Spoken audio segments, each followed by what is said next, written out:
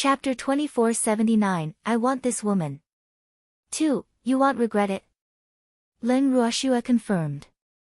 I won tea. He wouldn't tea. How could he miss such a rare opportunity? However, when we go there, you have to take care of me more, I'm afraid of strangers. Qing Xian said shyly. Len Ruoshua was speechless again when she saw Qing Xian's shy expression. Just how thick was this guy's skin? Only then would she have the face to pretend to be a white flower. What, you've decided to go too? Ning Haolan's voice was heard. Qing Xian nodded seriously. Seeing this, Ning Haolan smiled and said, That's good, we have company. Then, Ning Haolan shifted his gaze to Len Ruoshua and asked with a smile, Shuai, was there something you didn't finish earlier? Did I? Len Ruoshua blinked her bright eyes and played dumb. The ancestor said there is. Ning Haolan had betrayed his own ancestor. Then I'll let Godfather tell you. Len Ruoshua said irresponsibly. Ah. Ning Haolan was a little dumbfounded. The old master had already said that unless Shuai told him of her own accord, she would not tell him. Shuai, the old ancestor said that I can only ask you. Ning Haolan quickly added. Oh, really? Since that's the case, I'll tell you. Len Ruoshua didn't keep them in suspense.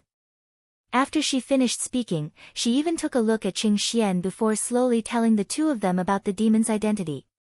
As she wished, she saw the two of them turn into stone again. Only then did she pull the demon back to her room in a good mood. After Len Ruoshua and the demon left, the two of them were still in a daze for a long time.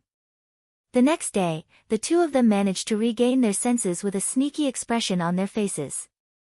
From time to time, they would sneak a glance at the demon, trying to see how he looked different from the others, and if he had 3 heads and 6 arms. In the end, the evildoer's anger was ignited by their strange gazes. He immediately dragged the two of them to the corner and gave them a good beating. Only then did his mood improve. Damn it! Let's see if anyone would dare to treat him like a monster in the future. After being beaten up, Qing Xian and Ning Haolan lived for a long time with their swollen faces. The violent man had said that this was their punishment, so they could only recover naturally and not receive treatment. Otherwise, they would definitely be beaten up even more miserably than they were now. When the two of them heard that, they didn't dare to take any healing pills anymore. He could only wait for the wound on his face to heal slowly. After this beating, the two of them couldn't help but have a deeper respect for the evildoer in their hearts, because that guy was really too hateful. Other than his face, he didn't beat up anything else. Wasn't this clearly embarrassing them? However, being beaten up was really nothing. Who hadn't been beaten up before? And what made them the saddest after being beaten up was that no one dared to speak up for them when everyone watched them being bullied by evil forces. Woo! Fortunately, after the two of them were beaten up, Len Ruoshua empathized with their miserable state and didn't lead the team to set off immediately. She even considerately gave them a few days to recuperate. That was why they didn't lose all their face and go to the 9 Nether prison. Before they set off, the swelling on their faces had subsided a lot, and their faces were no longer as scary as pig heads. However, they were still far from the standard of a handsome man, but they were already quite satisfied with this. After everything was done, Len Ruoshua and the rest were ready to set off. Thanks on the day of departure, everyone left the courtyard and patiently waited for the demon to break through the void. At this moment, a surprised voice suddenly rang out, Did you guys come out to welcome me because you knew I was coming? Upon hearing this, everyone turned their heads in unison and saw that it was a young man who had spoken. Feng Chuan. You're really slow. Len Ruoshua glanced at the man who spoke and smiled. Back then, Feng Chuan had wanted to leave with them and they had already agreed on the meeting point. However, because the demon and the rest had suddenly gone to the Phoenix territory, they had no choice but to change their strategy and act alone. However, Len Ruoshua had not expected that Feng Chuan, who had set off earlier than them, would actually arrive at the land of demons later than them. Ah. I'm lost. Feng Chuan said, a little embarrassed. It doesn't matter. It's better to come at the right time than to come early. Since you're here, let's go out and play together. Leng Ruoxue said with a smile. Where to? Feng Chuan didn't expect these people in front of him to be so carefree. They still wanted to go out and play when they were surrounded by strong enemies. AI. It seemed that comparing people really made one angry. Look at him, the enemies were almost filling up the entire deep sea, but he still had the mood to wander around. You'll know when we get there. Leng Ruoxue laughed evilly. She didn't have the time to explain to Feng Chuan. She could only lure him to the 9 nether prison first. Oh. Although Feng Chuan's face was full of question marks, he didn't think too much about it when he saw the excitement on everyone's faces. But when he saw a black hole the size of a human eye appear in the void not far from him, he couldn't help but widen his eyes. Who could tell him what he had seen? Break open the void? From what he remembered, only those who were at least Reverend God level and above could have such an ability. Moreover, not all Reverend God level cultivators could do it, because the amount of divine power required to break open the void was unimaginable. If the cultivators could not determine the coordinates of the other side, they would not dare to easily break open the void. Otherwise, if they were transported to some terrible place, even Reverend God level cultivators would die. But what about the one in front of him? The handsome man who had broken through the void was not a Reverend God at all.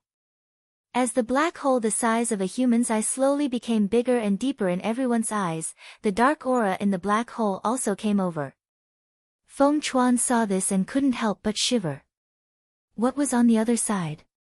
Why did it give him such a terrifying feeling? However, before Feng Chuan could figure it out, he was dragged into the black hole by a group of overly excited people.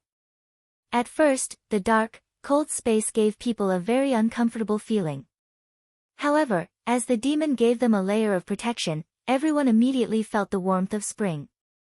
However, the space tunnel was still dark, so they could not see their own fingers. As the tunnel twisted, everyone's bodies involuntarily trembled for a short while before immediately returning to normal. In the next second, they could clearly feel that they had already left the space tunnel. However, the place they were in was still very dark. The sky was covered by thick black clouds. From time to time, there would be a few huge lightning bolts falling from the sky. One of them was only a few meters away from them. However, everything here did not make them feel afraid. On the contrary, because of the existence of the demon, they felt more at ease. Who asked them to have such a strong backing? The demon wouldn't just watch them encounter danger, right? Everyone was quite confident about this. Chapter 2480, I Want This Woman, 3, but the only one who didn't know the truth, Feng Chuan, wasn't as calm as them. More importantly, Feng Chuan couldn't understand why these people had such an excited look on their faces. Did it mean what he knew? If that was really what he meant, Feng Chuan could only express his speechlessness. His thoughts were not on the same wavelength as theirs. How could anyone like such a gloomy place? At least, he didn't like it. It was wrong. He really didn't like it. Everything here, whether it was the environment or the aura, made him quite disgusted. He really didn't want to stay here anymore.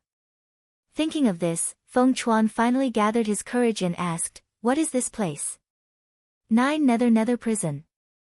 Uncle Long looked at Feng Chuan with sympathy and told him the truth. With a plop, these 4 words let everyone see Feng Chuan stumble and fall to the ground as they had hoped. His handsome little face instantly turned pale and his tall body trembled a little. Then, Feng Chuan nervously grabbed Uncle Long's hand and reminded him in a low voice, "What are you doing here?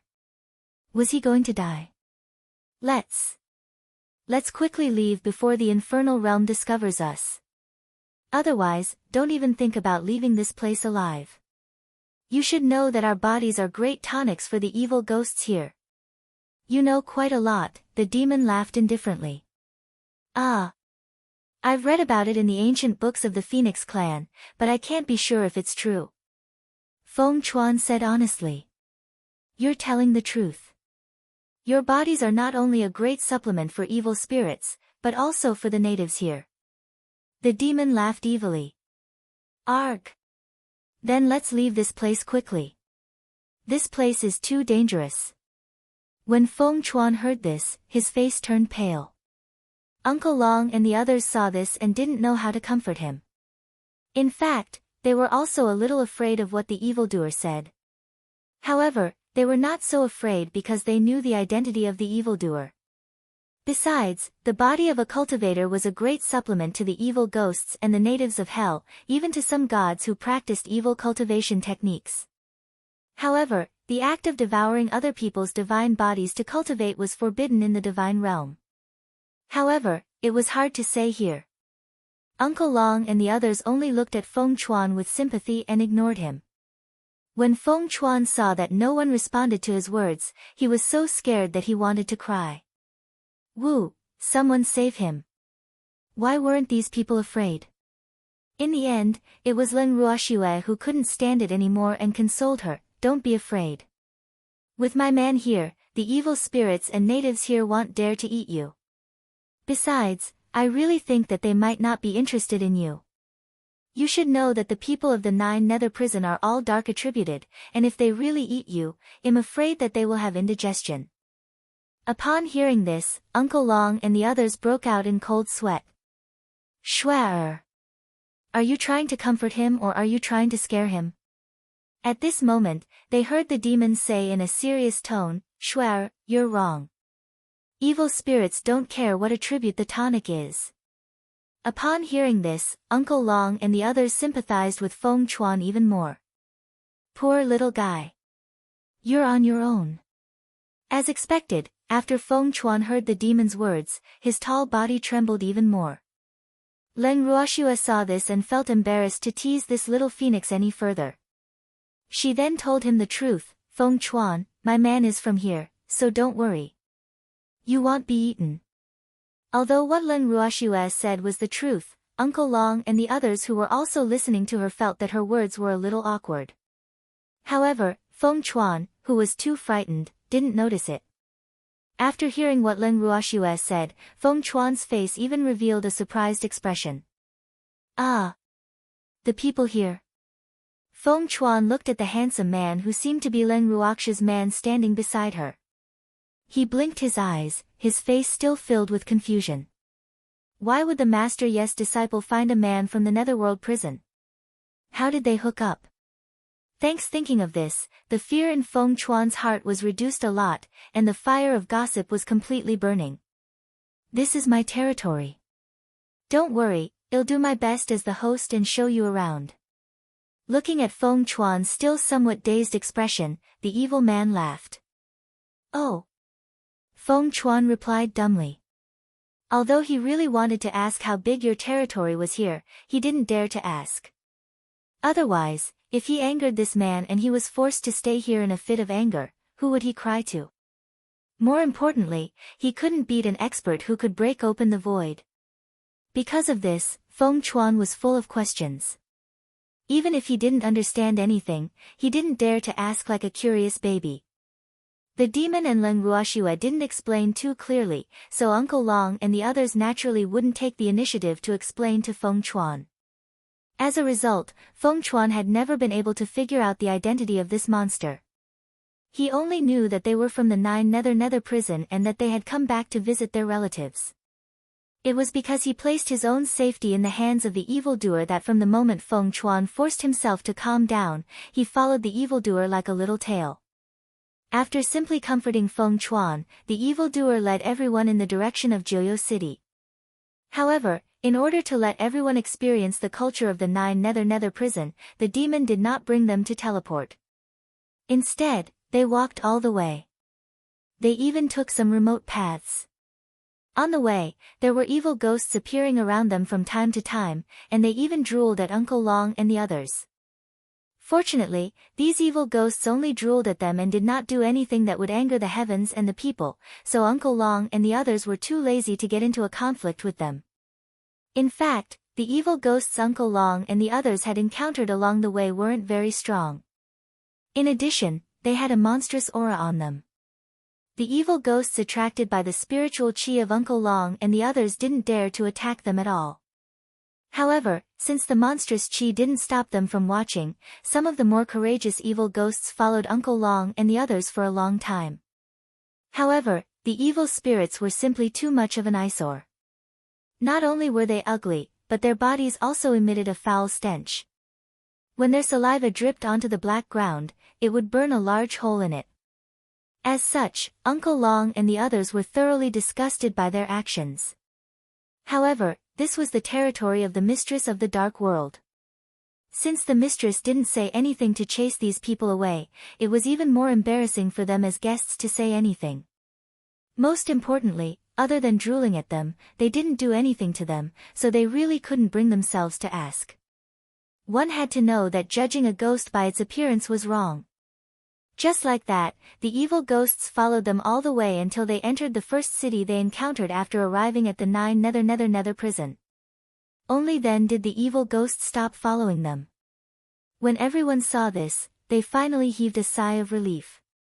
It seemed that those guys couldn't enter the city. Otherwise, they would be followed and harassed. Unfortunately, not long after they felt relieved, everyone realized that they were a little too relaxed. After entering the 9 capital city, Uncle Long and the others were surprised to find that the people following them had increased in level. If the evil ghosts from before were the lowest level of cultivators, these guys in the city were more than 1 level higher. However, no matter what kind of strength they had, they looked at Uncle Long and the others with the same eyes as the evil ghosts from before, full of drool. Fortunately, these people in the city at least had a human appearance and wouldn't affect the appearance of the city too much. So, as long as they didn't come to harass them, Uncle Long and the others decided to continue to bear with it. Unfortunately, not everyone had the eye to know that a demon was not to be trifled with. After walking 100 meters into the city, a man dressed in luxurious clothes but with a wretched appearance came forward and said to the demon, "What's the price of these things?" "I'll buy them all." Things? Were they talking about them? Uncle Long and the others were quite unhappy when they heard this. One should know that they were all respected and powerful experts in the divine world. How could they allow themselves to be humiliated by a person from the Nether prison? The man's tone was rather arrogant and rude. His pair of murky and gloomy gray eyes sized up Uncle Long and the others from time to time, and he would nod his head in satisfaction. When he saw Leng Ruoxue, the man's eyes were even more sinister and green. It was a look of determination. "I want this woman." Without waiting for the evildoer to reply, the man immediately spoke again. He could not help but gulp as he stared at Leng Ruoxue. Beautiful. It was really too beautiful. She was even more beautiful than the most beautiful woman in the Nether prison. If he could get his hands on this beauty and gift her to his father, his status in the family would surely be even higher. The man pondered happily and decided on Leng Ruoxue's location in a few seconds. Although he was a little reluctant to give away such a beauty, with his strength, if he did not take the initiative to give away this beauty, he was afraid that he would not be able to keep such a beauty. It was definitely the best choice to give it to his father, because he might have the chance to take advantage of the beauty. With this thought, he was even more eager to get the beauty. Looking at the beautiful Leng Ruoxue in front of him, the man could not help but reach out his hand, wanting to touch Leng Ruoxue's tender and beautiful face. Leng Ruoxue dodged slightly to the side, and the man pounced on empty air. Chapter 2481, Tofu Isn't That Delicious? 1. Not being able to take advantage of the beauty made the lecherous man quite dissatisfied. Immediately, the man said angrily, "Damn it, you actually dared to dodge. If I don't dodge, the pig's trotter is going to touch me." Leng Ruoxue glanced at the man who was trying to take advantage of her and said indifferently. When Uncle Long and the others heard this, they couldn't help but burst into laughter. Pig trotters? It was quite an image. The man in front of him was slightly chubby and his claws were chubby. He looked like a pig waiting to be slaughtered. In the eyes of Uncle Long and the others, he was already a dead pig. He dared to flirt with their schwer, dying once would be letting him off easy. However, this place was the Netherworld prison. They were very curious about where this guy could go. Thinking up to this point, everyone's gazes couldn't help but float to the demon's body, wanting to see what kind of reaction he would have. However, to their disappointment, they actually didn't see anything, because the dignified mistress of the dark world actually had a calm expression on her face. Could this be the legendary calm before the storm? It definitely was. They didn't think that the evildoer would let go of the guy who teased Shuai. With this thought in mind, no one planned to step forward so easily. They had to give this chance to the man who saved the beauty. They just had to wait for a good show. At this time, the perverted man did not realize that danger was coming. He saw that only the beauty seemed to have the intention to resist, and the others did not even dare to make a sound. Suddenly, the perverted man's momentum was greatly boosted. This was the rhythm of their fear. Furthermore, he didn't realize that the pig's feet Len Ruoxue was referring to was his claws. He asked with a puzzled look, "Where did this pig trotter come from that dares to touch my woman? I'm definitely going to chop off that pig's trotter." When everyone heard this, they fell silent. They didn't object to you wanting to stomp your pig trotters, but how did their Shuai become your woman? Where do you place the Dark Lord? As they secretly complained in their hearts, Uncle Long and the others once again turned their eyes to the demon without changing their expressions. Still no reaction. Still so calm. Ugh. I'm finished. This is a big deal. This man, who would usually fight with Shuai and his beasts for favor, actually had no reaction to a scoundrel who was teasing his woman. This was clearly the rhythm of wanting to make a big deal out of it. Tofu was not that delicious. Uncle Long and the others glanced sympathetically at the wretched man who didn't understand the situation and continued to pretend to be invisible. At this moment, Len Ruoxue spoke again, "Then chop off the pig's trotters." As Len Ruoxue's voice fell, a dark light flashed and disappeared. Following that, a howl that sounded like a pig being slaughtered rang out, causing Uncle Long and the others to tremble in fear. The sound was too horrifying. But what was even more tragic was the wretched man's hands. At this time, both his hands had been cut off from his wrists. The wounds were smooth and neat. One look and one could tell that the cut was done with great skill. There was not even a bit of hair. The dark red liquid spurted out from the wound on his wrist, shocking the people nearby so that they jumped a few meters away to avoid being affected. The wretched-looking man, who was in unbearable pain, quickly passed out. "Thanks, young master." At this moment, a few servants ran over from the distance and helped the vulgar man up in a flurry. One of them glared at Uncle Long and the others with a resentful expression and said, "Just you wait, you're going to be in big trouble." After shouting, the servants carried the unconscious man and quickly left the dangerous place without daring to stay. Of course, they did not forget to pick up the man's hands before they left. As he watched them leave, Feng Chuan blinked and repeated, "We're going to be in big trouble. What should we do now? Should we stay here and wait for them?" With so many people around, Feng Chuan didn't think they needed to be afraid of them. However, he didn't expect that the demonic man would attack so quickly. They didn't even have time to react. They only saw a ray of light and that lecher's hands were cut off. He was really ruthless. While sighing, Feng Chuan was also a little excited. For so many years in the Feng clan, their lives had been quite dull. Now that they were in Nether prison, their lives must be a lot more exciting, right? Just think about it, they had just arrived at the first city, and they had already provoked a guy who might have a powerful background. How could this not make them feel excited? Feng Chuan could clearly feel that a liquid called hot blood was already boiling in his body, and it was roaring to fight. He had not felt this way for many years. Just thinking about it made him excited. However, Feng Chuan's words were unanimously despised by everyone. "Why should we wait for them?" Uncle Long asked directly. "So what if he's a big shot? Why do we have to stand here and wait for him to come back?" It's fine if they want us to be unlucky, but let them take the initiative to find us. Let's find an inn to stay in, we won't be leaving for the time being." Ah. Hearing this, Feng Chuan couldn't help but wipe the cold sweat on his forehead. He thought to himself, This Uncle Long's aura is so strong. Could this be the legendary saying, a powerful dragon should suppress a snake in its territory? Little Phoenix, don't be afraid. We also have people backing us. At this time, Dongfang Lin also patted Feng Chuan's shoulder and consoled him. I'm not afraid. I just want to test the strength of the people in the 9th nether prison. Feng Chuan said the truth. To put it bluntly, he wanted to fight. Let's find an inn to stay in first. Suddenly, the demon spoke, and everyone's mood instantly brightened when they heard this. Hee hee. They didn't expect to see such a show when they just arrived at the 9 nether prison. Everyone was quite satisfied with this arrangement. Leng Ruoxua broke out in a cold sweat when she saw how they looked as if they wanted the world to be in chaos.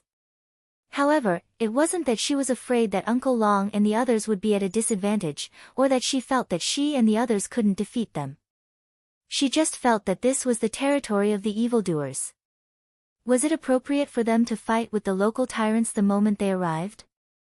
Seeing through Shuai's thoughts, the evildoer immediately pulled Shuai into his arms and said with a faint smile, "It's okay. Some people do need to be taught a lesson."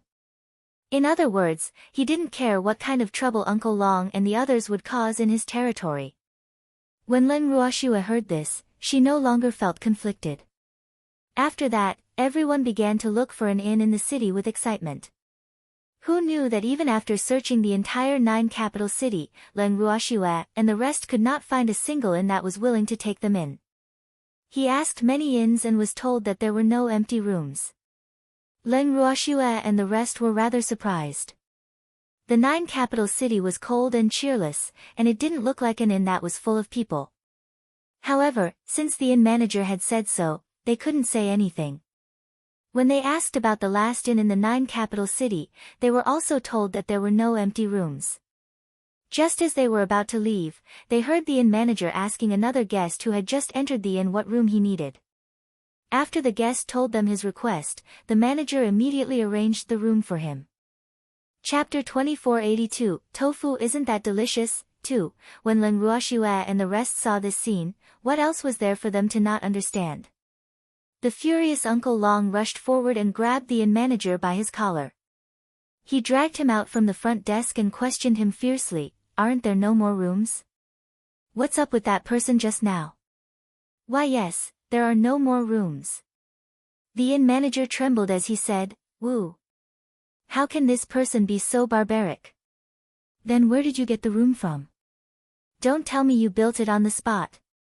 Uncle Long roared like a fiend. That room," the inn manager was so frightened by his fierceness that he couldn't even speak properly. He stammered for a long time and couldn't say a complete sentence. Uncle Long lost his patience and continued to shout, "Where did you get that room? Just say it. If you don't explain it to me today, I'll smash your shop. You, don't mess around. My boss isn't someone to be trifled with." After being threatened by Uncle Long, the innkeeper was finally able to say a complete sentence and even brought up his backer. However, Uncle Long was not afraid of the boss that he said was not to be trifled with. "Your boss isn't to be trifled with, but do you think we're to be trifled with?" Uncle Long roared. "I'm telling you, old man, you'd better quickly arrange a room for us. Otherwise, I'll really smash your shop. You're really not afraid of death?" The manager was so angry that he couldn't say anything. He had never thought that these gods would not only dare to come to the 9 nether prison, but also threaten him. These gods really didn't want to live anymore. The inn manager was very worried. Although he had not lived for a long time, he had never heard of a god who dared to be so arrogant in the 9 nether prison. This was a heaven-defying move. No, he had to report this to his family. A deity had come to the 9 nether prison. This was definitely a big deal. After making up his mind, the inn manager's attitude suddenly changed. He didn't give Uncle Long a chance to speak and said softly, "I know you guys are not afraid of death, but I am. Your Excellencies, please don't make things difficult for me. I'm just a small fry, I can't do much." Hearing this, Uncle Long could only swallow back the words "I'm not afraid" that he was about to say. Then, he looked at the inn manager with a face full of question marks. What the hell was this old man doing? He had just used his boss to threaten him. Why did his attitude soften in the blink of an eye? Uncle Long wouldn't naively think that it was his domineering aura that had intimidated this little old man. Oh. There must be a conspiracy. With this thought, Uncle Long smiled and patted the manager's shoulder. Ha ha ha. Although you can't do much, you still have the right to arrange rooms for us. There is, but are you sure you want to live there? The innkeeper asked carefully. He didn't dare to say that he didn't have any more, otherwise this person might use some means to bully him. He was only a manager of a guest house and couldn't withstand a punch from someone else. The manager of the inn was quite tactful. Shopkeeper, of course we're staying. Do you think we're looking for inns all over the city for nothing better to do? Uncle Long said, pretending to be unhappy. Thanks, hee hee. The inn manager smiled awkwardly. Of course, he knew that these people were looking for inn guests. Not only him, but all the inns in the 9 capital city knew. However, no one dared to accept them. Who asked them to hurt the son of the 9 capital city lord? At first, he didn't dare to accept them. However, if he didn't accept them, he was afraid of being beaten up. Besides, he had decided to report to the family head that a god had come to the 9 nether prison. Therefore, he had no choice but to keep them in the inn. At least, he had to try his best to make them stay without knowing the family head's intention. With this thought in mind, the inn manager became attentive and thoughtful again. Not only did he personally arrange rooms for them, but he also personally led them to their rooms. After bringing Leng Ruoxue and the rest to the door of the room, the innkeeper could not help but ask, "There are so many of you, is one room really enough?" "Enough. Shopkeeper, don't disturb us if there's nothing important. We like peace and quiet," Uncle Long said in an unpleasant tone. "I know. Have a good rest, sirs. I won't disturb you any longer." Although the innkeeper said this, he didn't think much of it. Hurting the city lord's young master was equivalent to slapping the city lord's face. It would be strange if they stopped. The shopkeeper knew that these people were going to be in trouble, but he didn't dare to say it. After watching the innkeeper leave, Uncle Long and the others pushed open the door and walked in together. After entering the inn's room, Leng Ruoxue took out her portable house and the group entered it. Before they could enter the garden, a snow-white figure turned into a ray of light and flew towards Leng Ruoxue, landing in her arms. "Girl, I missed you so much." Sang Yu glared at evildoer resentfully before speaking to Leng Ruoxue pitifully. As everyone listened to a certain beast acting coquettishly, black lines appeared on their foreheads. They thought to themselves, "How long has it been since we separated?" A certain beast was teasing his woman in front of him. Could they say that he was looking for death? As expected, evildoer grabbed the snow-white ball of fluff in Leng Ruoxue's arms and threw it far away. Sang immediately drew a perfect arc and was thrown far away. After evildoer threw Tsang out, he said to Leng Ruoxue in a serious tone, "Shuer, ignore that fellow. I told you not to bring it along, but it insisted on following us. Why didn't you bring me along? Why didn't you bring me along?" As soon as the demon finished speaking, an angry voice immediately rang in everyone's ears. When everyone heard this, they all turned their heads in unison. There might be a fight later, so it was better for them to pretend to be invisible. You're the god protection tower of the divinity, so of course you can only stay in the divinity. If the laws of heaven and earth find out that you've come to the 9 nether prison, they might punish you. The demon laughed evilly. Back then, he had wanted to use this reason to get rid of this third wheel. Unfortunately, he didn't care and insisted on following them. As such, he could only request that unless it was absolutely necessary, he wasn't allowed to leave Shue'er's house. Otherwise, he wouldn't bring him along. Facing this kind of threat, there was no other way than to compromise. However, Tsang was a narrow-minded person and naturally bore a grudge in his heart. Now that Azure heard what evildoer said, he was filled with hatred. You're the master of the dark world? Aren't you going to stay in the divine realm? Azure said through gritted teeth. That's different. I've already reincarnated many times, and am a human cultivator now. Naturally, I can go anywhere I want. This was also the main reason why he had maintained his strength at the deity emperor level. Once he advanced to the reverent god level, his massive dark aura might be detected by some laws in the divine world. At that time, the meddlesome laws of the heaven and earth might expel him from the divine world. He did not want to leave Schwer. Chapter 2483, Tofu isn't that delicious? 3. If you can do it, I can too. Azure Fire roared. Oh, really? Have you forgotten the rules of heaven and earth? The demon reminded him with a smile. Don't mention that damn thing to me. It can't control me. Azure said hatefully. It might not be able to kill you, but it can punish you. When the demon thought of this, he was filled with hatred. This was because the laws of heaven and earth were simply too biased. They actually looked down on his darkness attribute. When he heard this, Azure immediately wilted. It was undeniable that the demonic man was right. The rules of heaven and earth had the power to punish, and that guy liked to talk about rules. He would not allow them to do this and that. It was so annoying. Seeing that Sung had suddenly wilted, Lin Ruoxue gently touched its soft fur and coaxed, "Don't worry, we won't let the laws of the heaven and earth discover us." That's right. I'll be careful. Sung received Lin Ruoxue's encouragement and his aura suddenly rose. Seeing that Sung had pulled himself together, Lin Ruoxue was naturally relieved. Uncle Long and the others were relieved when they saw that the two of them didn't fight. They took the initiative to change the topic and talked about a certain perverted man. "Schwer, I wonder what that fellow will do to us?" Uncle Long and the others asked curiously. "I'm looking forward to it" was written all over their faces. Lin Ruoxue saw how excited they were and really didn't know what to say. However, she wasn't worried at all that someone would come to seek revenge. At the same time, the injured man had already been carried back to the city lord's mansion. After the city lord learned of this matter, he was naturally furious.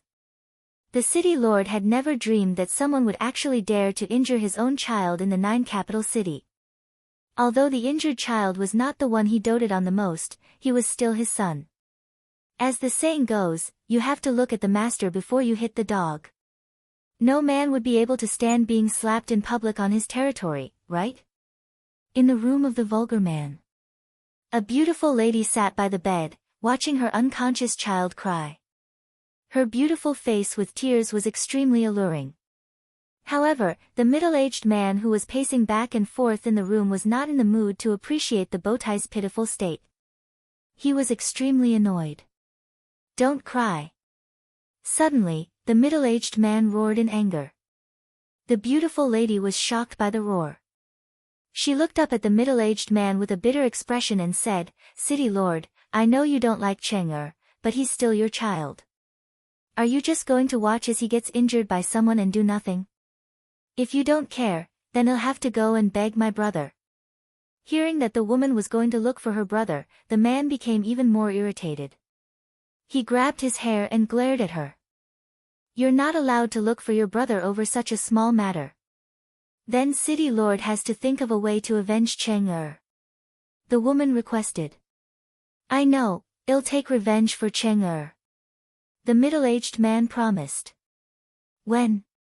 "City Lord, you better give me some time." The woman pressed on. After living with this man for so many years, she knew her husband's timid character all too well, so she had to force him to make a decision. "How can I give you time for such a thing? I have to investigate the background of those people first, right? You know, those people dared to hurt my son in the 9 capital city. Do you think they don't have a backer? If the other party is someone we can't afford to offend, then even if I wanted to avenge Chang'er, I wouldn't be able to," the middle-aged man said with a headache. It had to be said that he was still very rational. Although he was quite angry that he was slapped in the face, at least he did not lose his mind and immediately settle the score with those people. From the news that he had received, he knew that those people had come from the divine realm, so he did not dare to act rashly. Thanks. If the people of the divine realm didn't have something to rely on, would they dare to come to the Nine Nether prison? What's the difference between that and death? More importantly, the deities who dared to come to the Nine Nether prison were definitely not ordinary people. Thus, he had to be even more careful. Otherwise, his many years of management would be destroyed. Unfortunately, the woman in front of him couldn't understand his thoughts at all. After the woman heard his words, she said disapprovingly, "What's there to be afraid of with someone backing you? Don't we have any backing? City Lord, you can rest assured and take revenge for our son. If you need anything, my brother will support you. Don't forget that my brother is the Castellan of Johua City, one of the 10 main cities in the Nine Nether prison. I don't believe that no matter how powerful their background is, it can't be more powerful than mine." The woman's words were quite confident. She had always been proud of her identity. Moreover, it was also because of this identity that she was able to firmly grasp the man in front of her in her hands. Although she was not the only woman of her husband, it was undeniable that she had the highest status among all the women. There were many times when even he, her husband, did not dare to show her any attitude. Hearing the woman's words, the middle-aged man really hesitated. After all, the mayor of Johua City had a high status. It should be known that in Nine Nether prison, except for Nine Nether City, which was a capital city, the other 10 main cities were not ranked in order. The only difference was the strength of the city lord. If the city lord of a city was powerful, the corresponding city's status would be at the top of the 10 main cities. However, to be able to become the city lord of the 10 main cities, which one of them was not a powerful expert? Therefore, most of the time, their strength was equal. It would be even more difficult for the 10 major cities to decide who was better. Because of this, the 10 main cities of Nine Nether prison could be compared with each other. The 9 capital cities' status in Nine Nether prison was naturally not comparable to Johua City.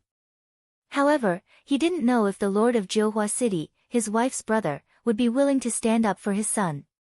He knew very well in his heart that his wife's older brother did not like his incompetent son at all. He had even warned him more than once not to let go of Chang'er, and if anything happened to Chang'er, he should not look for him. His wife's older brother had clearly stated that he would not interfere in Chang'er's matters. Unfortunately, his wife was not clear about these things at all, and he did not dare to tell this woman who was not clear-headed. When he thought of this, his previous hesitation disappeared without a trace, because he really did not dare to risk his family's future. With such a noble relative, he naturally had to make good use of him. He absolutely could not anger his big backer because of a prodigal son. "Madam, your words are not without reason. However, this matter must be considered at length. So, you should be patient. I will definitely give you an explanation for this matter." After thinking about it, the middle-aged man decided to comfort the woman who had lost her mind first, in case she did something irreparable and made it impossible to clean up. After saying this, he didn't wait for the woman's response and immediately turned to leave. The woman trembled in anger when she saw his irresponsible behavior. How detestable!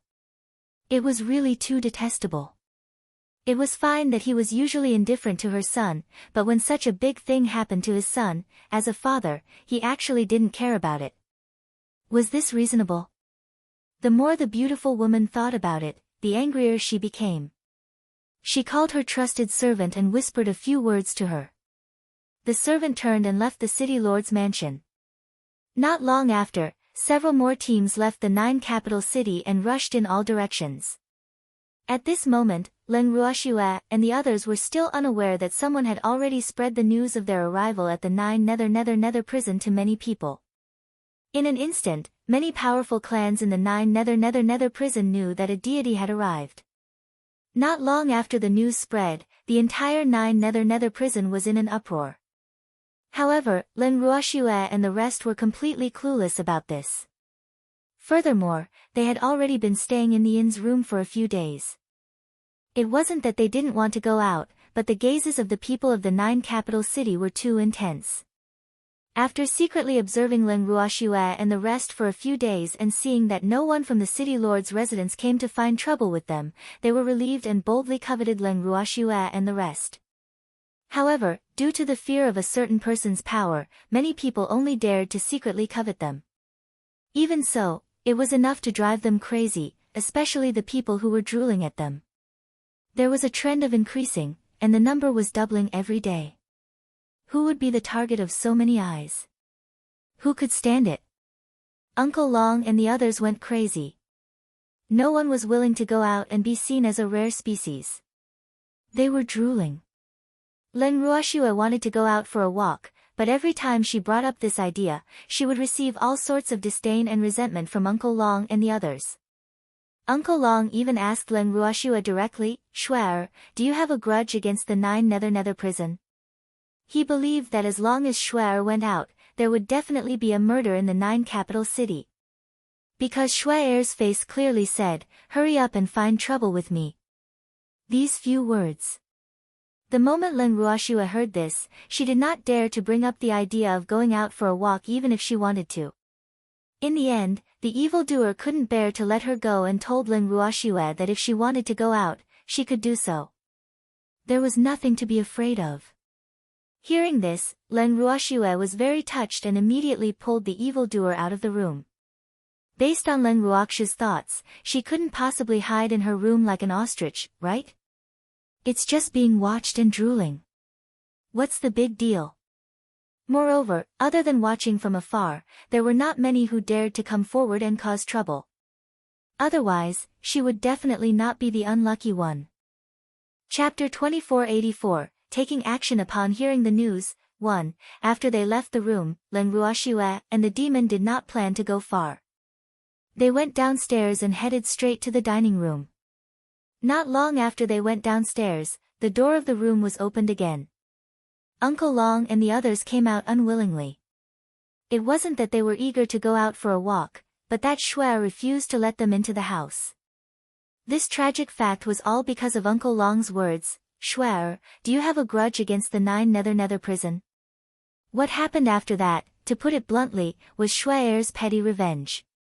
However, they weren't afraid of being alone in the room. They mainly didn't want to be looked down upon. Hence, when they saw Leng Ruoxue and the demon walking out of the room, the crowd could not stand it any longer. Where are Shuer and the others? How did he disappear so quickly? Uncle Long was shocked. He was nervous. They had been left in the inn in a foreign place. What if, he was saying what if, the natives came to their door with hunger? Should they fight or not? If they fought, they would definitely anger all the natives of the 9 Nether prison. However, if they didn't fight, they would be in trouble since they didn't have the support of any demon. Thinking of this, Uncle Long was in a dilemma. Boo-hoo. Shuer was a bad girl. She was actually not letting them into the mobile home. This was definitely a huge nightmare for everyone. Not only that, but even the First Elder's mobile home had been banned from use. All of this was because he had said that Leng Ruoxue was suspected to be a troublesome person. Uncle Long felt really wronged. He wasn't the only one who had such thoughts, but he was the only one who said it. What are you still standing there for? Hurry up and chase. The master of the Ning family quickly said. Oh. When everyone heard this, they hurried down the stairs. The innkeeper, who was standing guard at the front desk of the hall on the first floor, was shocked at first when he saw their flustered formation. He couldn't help but mutter in his heart, "It's been calm these days, and no one from the city lord's mansion has come to find us. Why are these people so flustered? Everyone, are you all going out?" The shopkeeper went up to him and asked with a smile. The news from the main family yesterday told him to keep a close eye on these people. The main family would send more people over soon, so he didn't dare to lose them. "Shopkeeper, did you see a man and a woman come down?" The master of the Ning family saw that the shopkeeper took the initiative to talk, so he asked casually. "You are asking about the man and woman who were with you?" The innkeeper blinked his eyes and thought to himself, I've really seen it before. The two men went straight to the restaurant after asking him where it was. Right. Have you seen it before? The master of the Ning family asked. They went to the restaurant. The shopkeeper said honestly. Where is the restaurant? Uncle Long asked. Just go through that door. The good-tempered shopkeeper pointed at a carved wooden door and said. Before he could even catch his breath, the group of people in front of him swarmed forward and ran toward the restaurant. Thanks, the shopkeeper shook his head as he watched, and couldn't help but sigh inwardly. He didn't expect the people of the immortal realm to be so restless. However, Uncle Long and the others were not in the mood to know what he was thinking. When they arrived at the dining room, they saw Ling Ruoxue and the demon sitting at a table by the window. They were drinking tea and eating snacks leisurely. The crowd followed the master of the Ning family and Uncle Long to the table. Ling Ruoxue had already guessed that they would follow her. She smiled calmly and said, You're here, sit. Upon hearing this, Master Ning, Uncle Long, and the rest sat down in the empty seats beside Ling Ruoxue and the demon. The rest of them also found their own tables and sat down.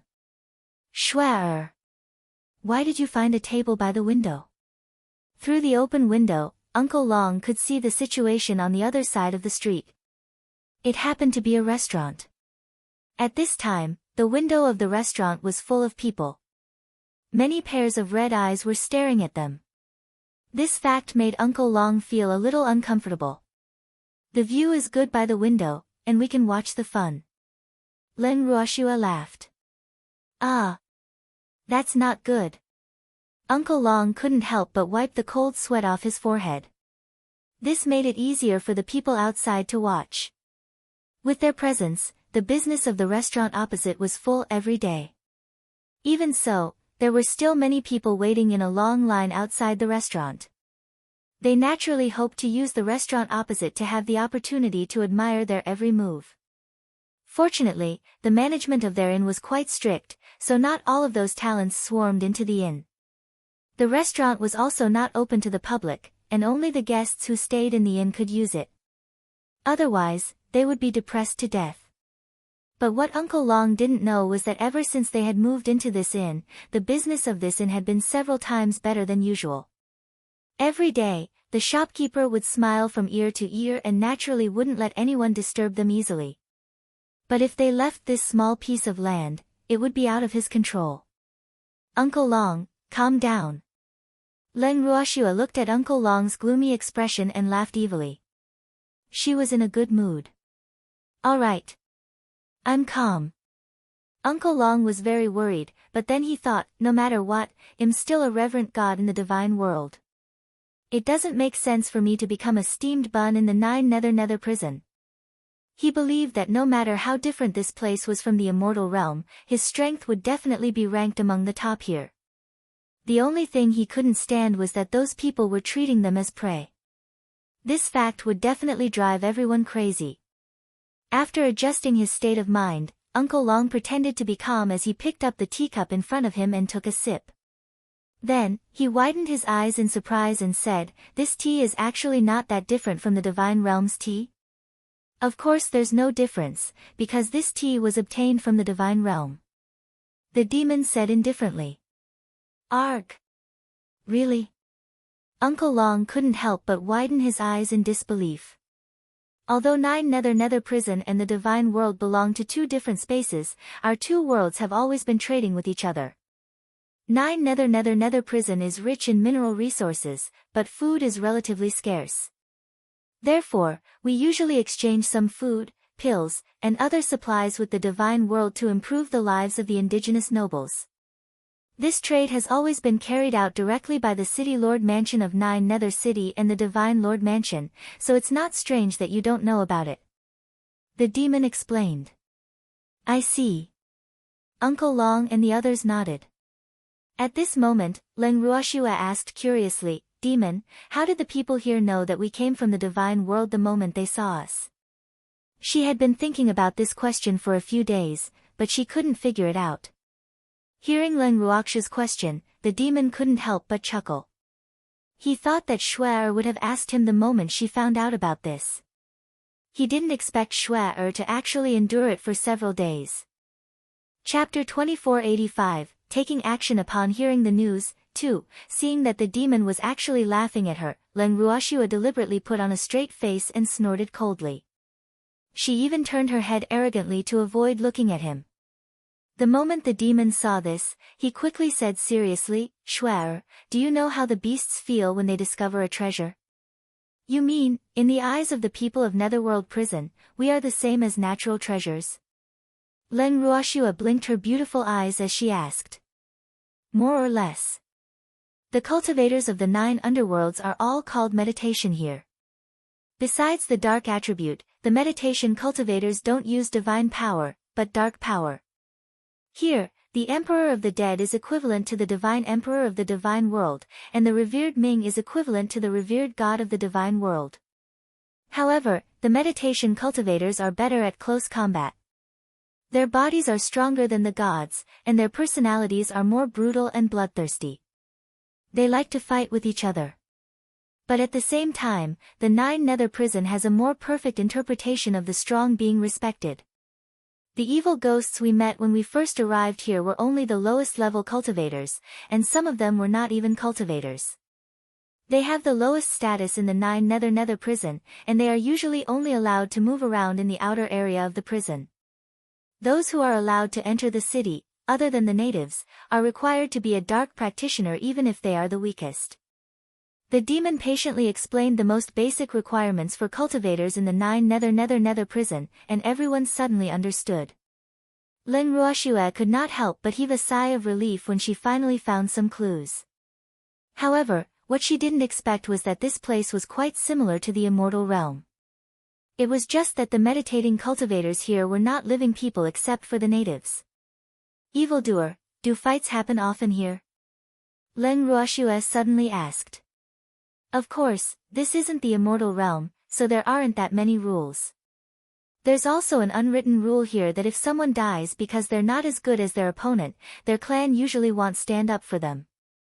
However, most of the clans have a tacit understanding, so you don't have to worry about the revenge of the clan after killing a blind guy. This kind of thing rarely happens in the 9 Nether Prison. The demon laughed. No wonder the 9 capital cities' city lord's mansion hasn't made any movements. It seems like we've escaped a calamity. Leng Ruoxua teased. Not necessarily. Maybe they're brewing a bigger conspiracy. The master of the Ning family was not optimistic about the city lord here. If his son had been injured outside, he would have ignored it, but this was his own territory. If he didn't even care about his son's injury, how useless would he be as a father? This was a direct slap in the face. If it was him, he would definitely not be able to bear it. No matter what kind of scheme the 9 capital cities' city lord is brewing, you don't have to be afraid, I'm here. The demon said confidently. In his own territory, if he couldn't even protect a few people, then the one who would be vexed would be him, the mistress of the dark world. However, before the other party made any big moves, he didn't intend to make a move. After all, he had already punished the guy who had designs on Shuai. He couldn't take the initiative to go to their door and kill them all. When Uncle Long and the others heard this, they were naturally relieved and made up their minds. If the other party was really that ignorant, then they could not blame them for being ruthless. Especially after hearing the demon tell them the strength levels of the cultivators here, they were even less afraid. After all, they had a few reverent gods here. He couldn't be underestimated. Moreover, as they gained a better understanding of the 9 Nether Prison, they felt that there was really nothing to be afraid of here. Apart from the burning gazes and the drooling looks of the people here, there was really nothing to be afraid of. Although the weather here was not as good as the Divine Realm, it was gloomy all day as if it would rain at any time, the food was not as exquisite as the Divine Realm, and the people were not as beautiful as the people of the Divine Realm. Other than that, there was not much difference between this place and the Divine Realm. After a few days, they had slowly adapted to the climate here. However, they didn't dare to cultivate in the 9 Nether Prison. The spiritual qi here was 100 times more brutal than in the divine world, and they couldn't bear it. Thanks Len Ruoxue and the others sat in the dining room, chatting and not rushing back to their rooms. This time, they had completely satisfied the desire of some nether prison people to peep, and more people came to watch. However, at the same time, everyone's mental endurance had also been trained, and their hearts had obviously become much stronger. He was much calmer. After a long time. Seeing that everyone was almost done chatting, Feng Chuan suddenly sneaked to Ling Ruoxu's side and asked in a low voice, "Shuer, when are we leaving this place? It's not good to keep waiting for the city lord's mansion to come and find trouble with us, right? Do you have any good ideas?" When Ling Ruoxue heard this, she couldn't help but raise her brows and ask. "That. Why don't we send someone to deliver a letter to the city lord's mansion and ask them when they will come to settle the score with us? Once they know the time, we can make preparations in advance. Otherwise, if we keep waiting like this, it's purely a waste of our own time. What do you think?" Feng Chuan hesitated, but in the end, he still spoke his mind. But the moment he said this, Feng Chuan immediately lowered his head in embarrassment. He didn't dare to look at Len Ruoxu's face. He was afraid that this little girl would be angry. When Len Ruoxue heard this, she didn't respond for a long time. Feng Chuan started to feel more and more uneasy. However, Uncle Long and the others were speechless when they heard Feng Chuan's words. There were really people who weren't afraid of making a big deal out of it. Sending a letter to the city lord's mansion to ask when they would come to settle the score with him, why did this sound like a provocation? AI. In just a few days, Feng Chuan had become bad. She vaguely remembered that Feng Chuan was still a pure phoenix. Although they had only met Feng Chuan once when they were in the phoenix territory. But they never thought that Feng Chuan, who had been so timid when he first came to Nether prison, would come up with such an idea today. Was this the so-called one who is marked by the company of vermilion and one who is marked by company of ink? But Uncle Long and the others would never admit that they were the ones who stained Feng Chuan's reputation. This guy was supposed to be black. It must be like this. After Uncle Long and the others finished the appraisal, they all wanted to keep a distance from Feng Chuan to avoid being misunderstood. At this moment, Len Ruoxue, who had been silent for a long time, finally spoke. "That's a good idea. We can't always stay in the 9 capital city and wait for them to come and find trouble with us. However, who's going to deliver the letter?" When Feng Chuan heard that Len Ruoxue had actually agreed to his suggestion, he was so excited that he quickly raised his head and said without hesitation, "You can ask the manager of the inn to send it to you." Boss, please have someone go there." Len Ruoxue nodded in agreement, then gave Feng Chuan a look that said he was a promising young man. When Len Ruoxue looked at the inn manager with a smile and said that she had a favor to ask of him, the inn manager still adhered to the principle that the customer was God and agreed readily. However, when he heard that the other party wanted him to send someone to the city lord's residence to deliver a letter, he could no longer remain calm. Chapter 2486, Taking Action Upon Hearing the News, 3. What was he doing? The shopkeeper felt extremely uneasy.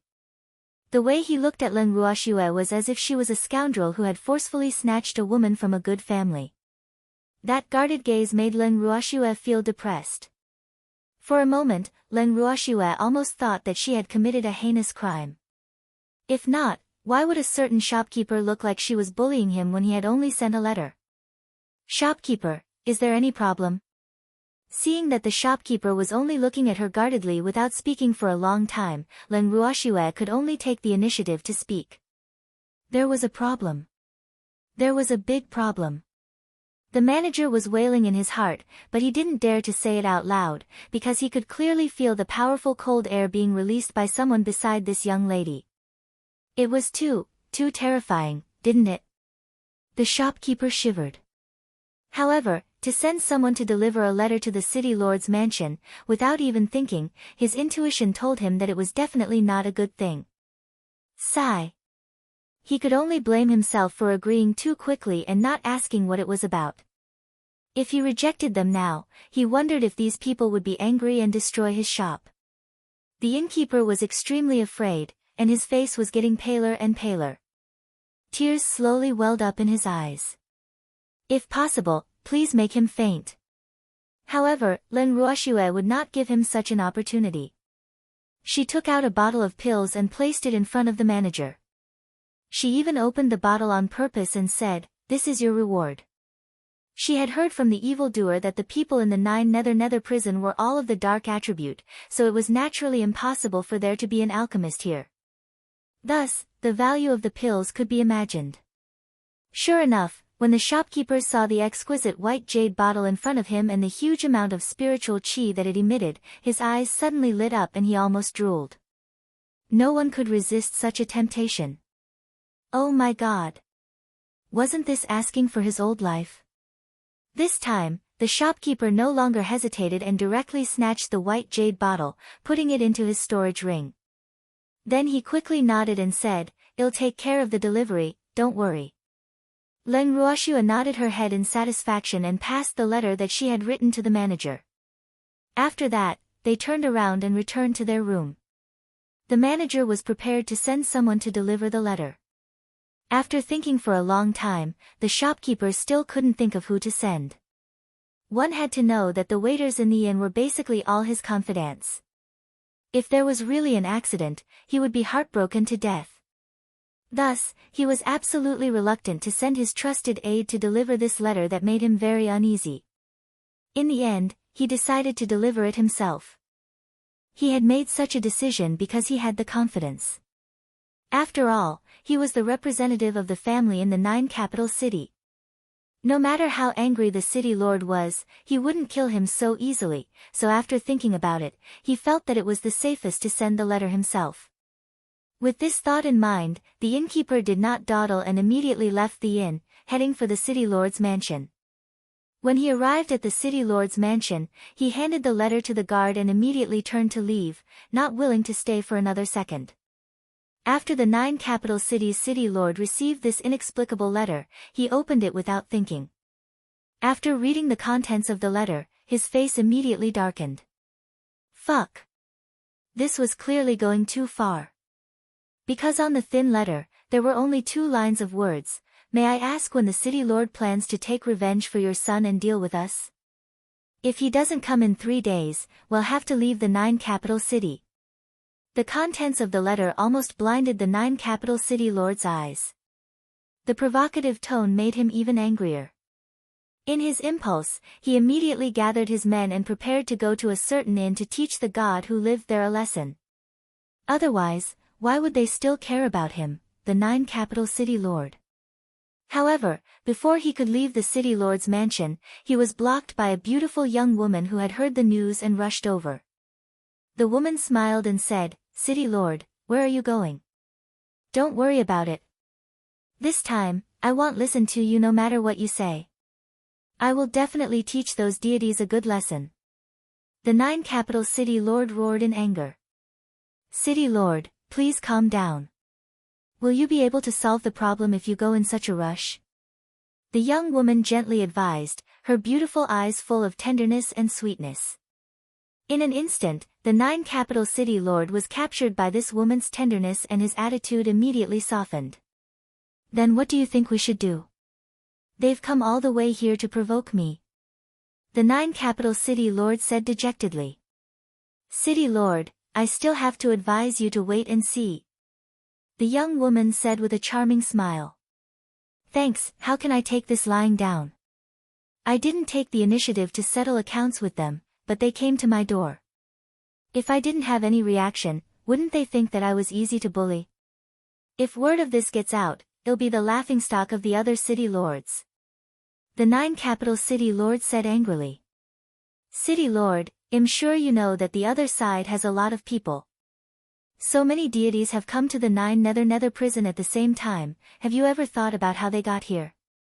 There must be some top powerhouses among them, and with the strength of the 9 capital city, if we really fight with that mysterious man, I dare say that we will be the ones at a disadvantage.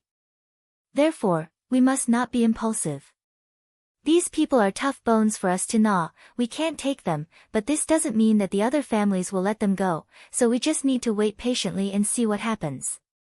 As for whether we will act or not, we can only see how the situation develops.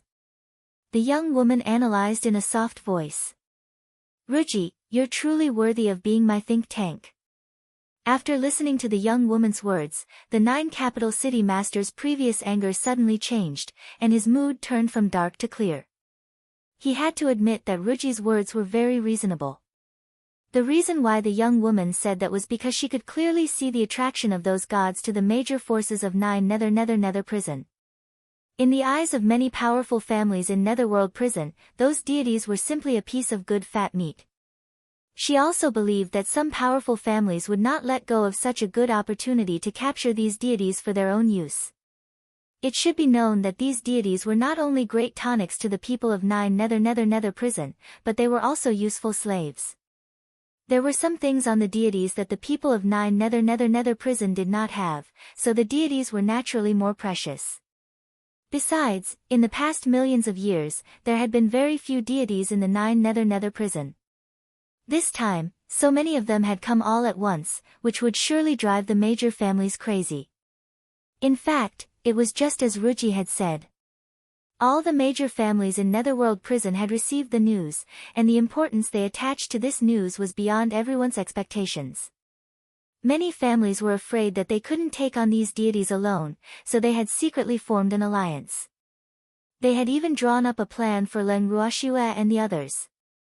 However, Len Ruoxue and the others, who were in the 9 capital city, naturally knew nothing about this. They had never thought that their arrival would cause the entire 9 Nether prison to shake. Everyone in 9 Nether prison knew about them. Mu Li, who was stationed in 9 Nether city, had also heard about this. Who would the god be? Sitting in the study of Joyo city, Mu Li pondered with a curious face. He had not received news of his master's return, so he was not sure if the gods in the rumors were his master. However, he guessed that if his lord had really returned, he wouldn't have caused such a big commotion. Could he be the master's enemy? That's wrong. If it was really his lord who brought them back, his lord would definitely ask him to take good care of them. But now, he had not received any news, and she was staying in a hotel in the 9 capital city. Such a person could not be the enemy of his lord. His lord would not let a person who had offended him live so leisurely. Who was it? Mu Li couldn't understand. It was a pity that he was not his master and could not sense everything that was happening in the 9th Nether prison. Otherwise, he would not be so troubled. Men! Suddenly, Mu Li shouted at the sky. My lord! A man in black appeared in front of Mu Li silently. Tell me what's going on outside, Mu Li directly ordered. Yes. As far as I know, many families have sent people to the 9 capital city to get a share of the loot, but I don't know who will win. The black-clothed man said with some schadenfreude. Has your family sent anyone? Mu Li heard the excited tone of the man in black and asked with raised eyebrows. No, I didn't. They don't dare to go. The man in black said honestly. At least they're tactful. Those gods aren't steamed buns. Mu Li squinted her eyes and said.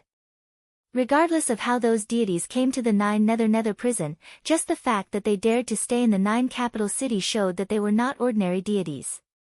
By the way, what's the reaction of the city lords of the 10 major cities to this news? After thinking for a while, Mu Li continued to ask. My lord, the 10 city lords have not responded to this news yet. The man in black reported. Mu Li nodded slightly. At least those guys were tactful and didn't act rashly. It should be known that the 10 main city lords of 9 Nether prison were all appointed by the city lord mansion of 9 Nether city, where the Dark Lord was located. Those people were all his subordinates, so he naturally had to take care of them and see if there were any fools who wanted to cause trouble. Otherwise, if they really caused trouble, he would be implicated as well. But now he was relieved, those guys finally had some brains. Thinking of this, Mu Li suddenly said, I'm going to the 9 capital city tomorrow. He had to personally confirm the identity of those deities. Chapter 2487, The Visit. 1. After hearing Muli's words, the man in black was so shocked that he couldn't close his mouth for a long time. He just looked at his superior in a daze. Seeing this, Muli's face turned serious and he said coldly, "What's wrong? I can't go to the 9 capital city." "I can." He had to. It's just that this subordinate feels that there's no need for the city lord to personally attend to such matters. It's enough to send this subordinate over to take a look. The man in black suggested sincerely. "What if I say I must go?" Muli said indifferently. "Then this subordinate is willing to accompany city lord." After thinking for a while, the black-clothed man said very cautiously, "All right then." Muli was helpless and could only agree. At the same time, he felt that he was really useless as the city lord. His subordinates even dared to control him. Sigh. However, this loyal subordinate was doing this for his own good, so he couldn't give him a bad attitude. However, it didn't feel good to be controlled. Seeing that Muli had agreed, the black-clothed man finally let out a sigh of relief. He wiped the cold sweat off his forehead without changing his expression. He was really afraid that the city lord would refuse to agree. Fortunately, the city lord had relented. Otherwise, he would probably have to mention a certain big shot that the city lord was afraid of. AI. It's not easy to be a subordinate. The man in black couldn't help but sigh. Then, he left with Muli to make preparations for the 9 capital city. On the other side, after Leng Ruoxue and the rest stayed in the 9 capital city for another 2 days, they could clearly feel that the 9 capital city was much livelier than a few days ago, and the number of people had increased.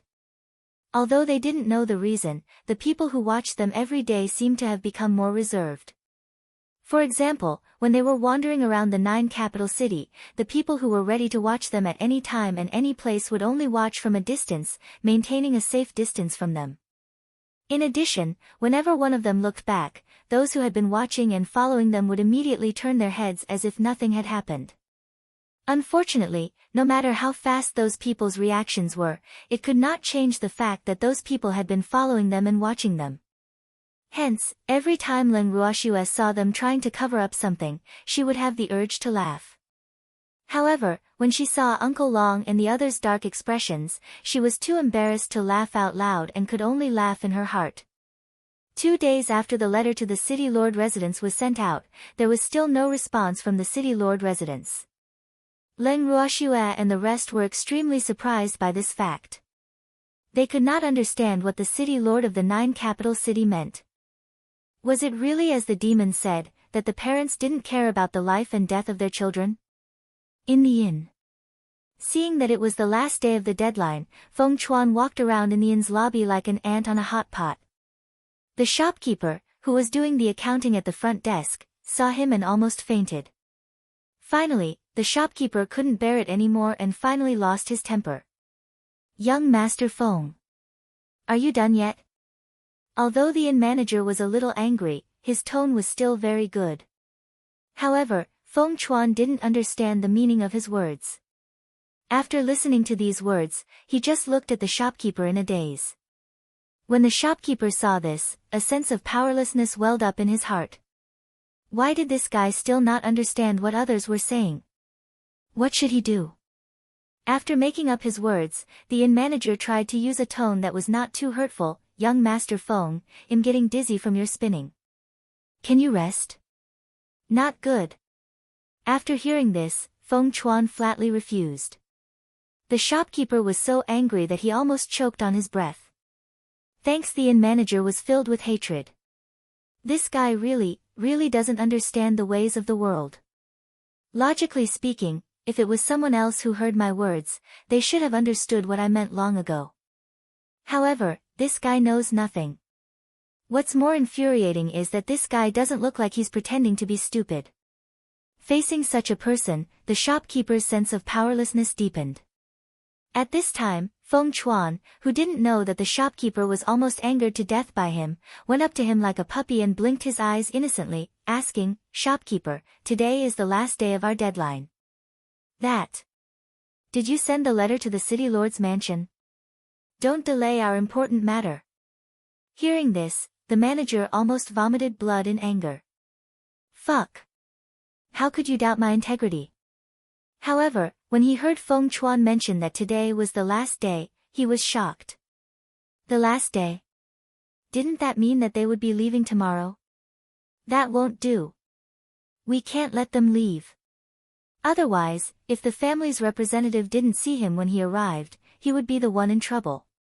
With this thought, the shopkeeper didn't care about being angry anymore and quickly said, "Young Master Feng, I swear on my character that the letter you asked me to deliver, I've definitely delivered it to the city lord's mansion, then why haven't they responded yet?" Without waiting for the innkeeper to finish his words, Feng Chuan immediately interrupted him. I don't know. The shopkeeper was also anxious. For the sake of his integrity, in order to make the other party stay, he thought of many reasons in his heart. But when he saw Feng Chuan's serious look, he was afraid that his reasons wouldn't hold up. So, he was entangled again. Sometimes, it was really tiring to talk and do things with someone who was too serious and serious. However, the rest of them spent most of their time in their rooms except for the occasional walk on the streets. This guy was the only one they let out to wrangle with him. He couldn't just rush into his room, could he? He was afraid of complaints. The shopkeeper was very worried. He couldn't help but look up at the sky at a 45-degree angle and sigh.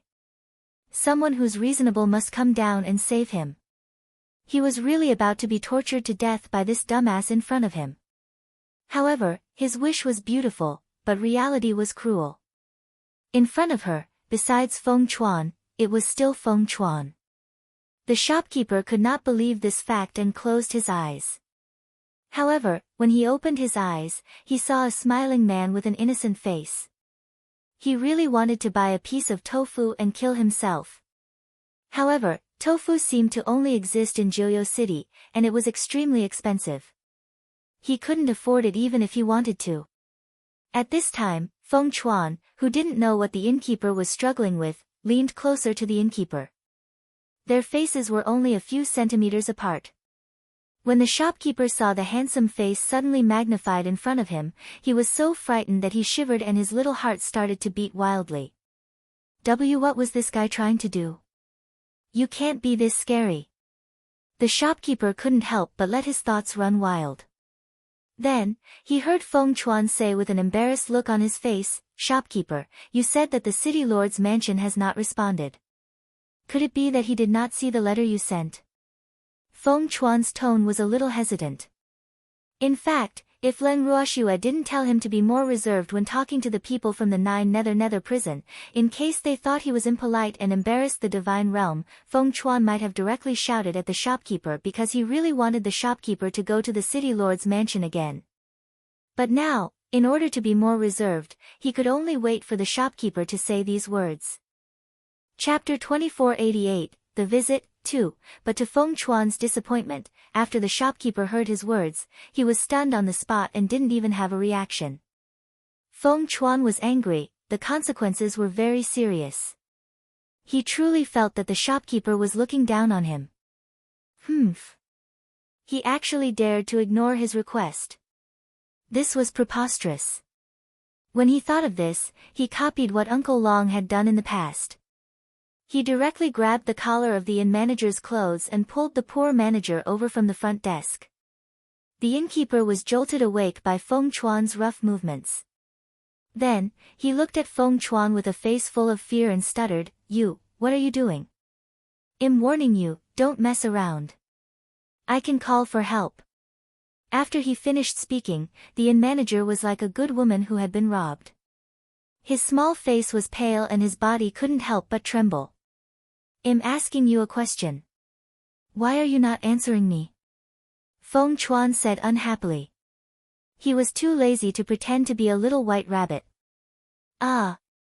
What did you ask me?" The shopkeeper blinked his eyes and said innocently.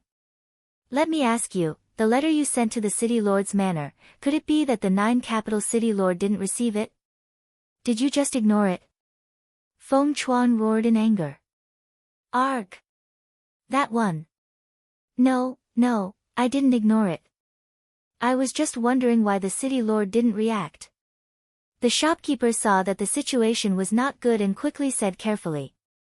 In fact, he didn't know why the city lord didn't react. He didn't think in that direction, because what he was thinking was, what did Feng Chuan mean by this? However, it was obvious that he had been thinking for too long, and the other party could not wait any longer. Sob. Don't misunderstand him. Even though the other party was from the divine realm, he definitely did not have the intention to look down on them. He knew very well that he could not afford to offend any of those deities. He wished he could worship those people like they were his ancestors. How would they dare to ignore their words? Oh, really? Then tell me. Feng Chuan didn't want to give up.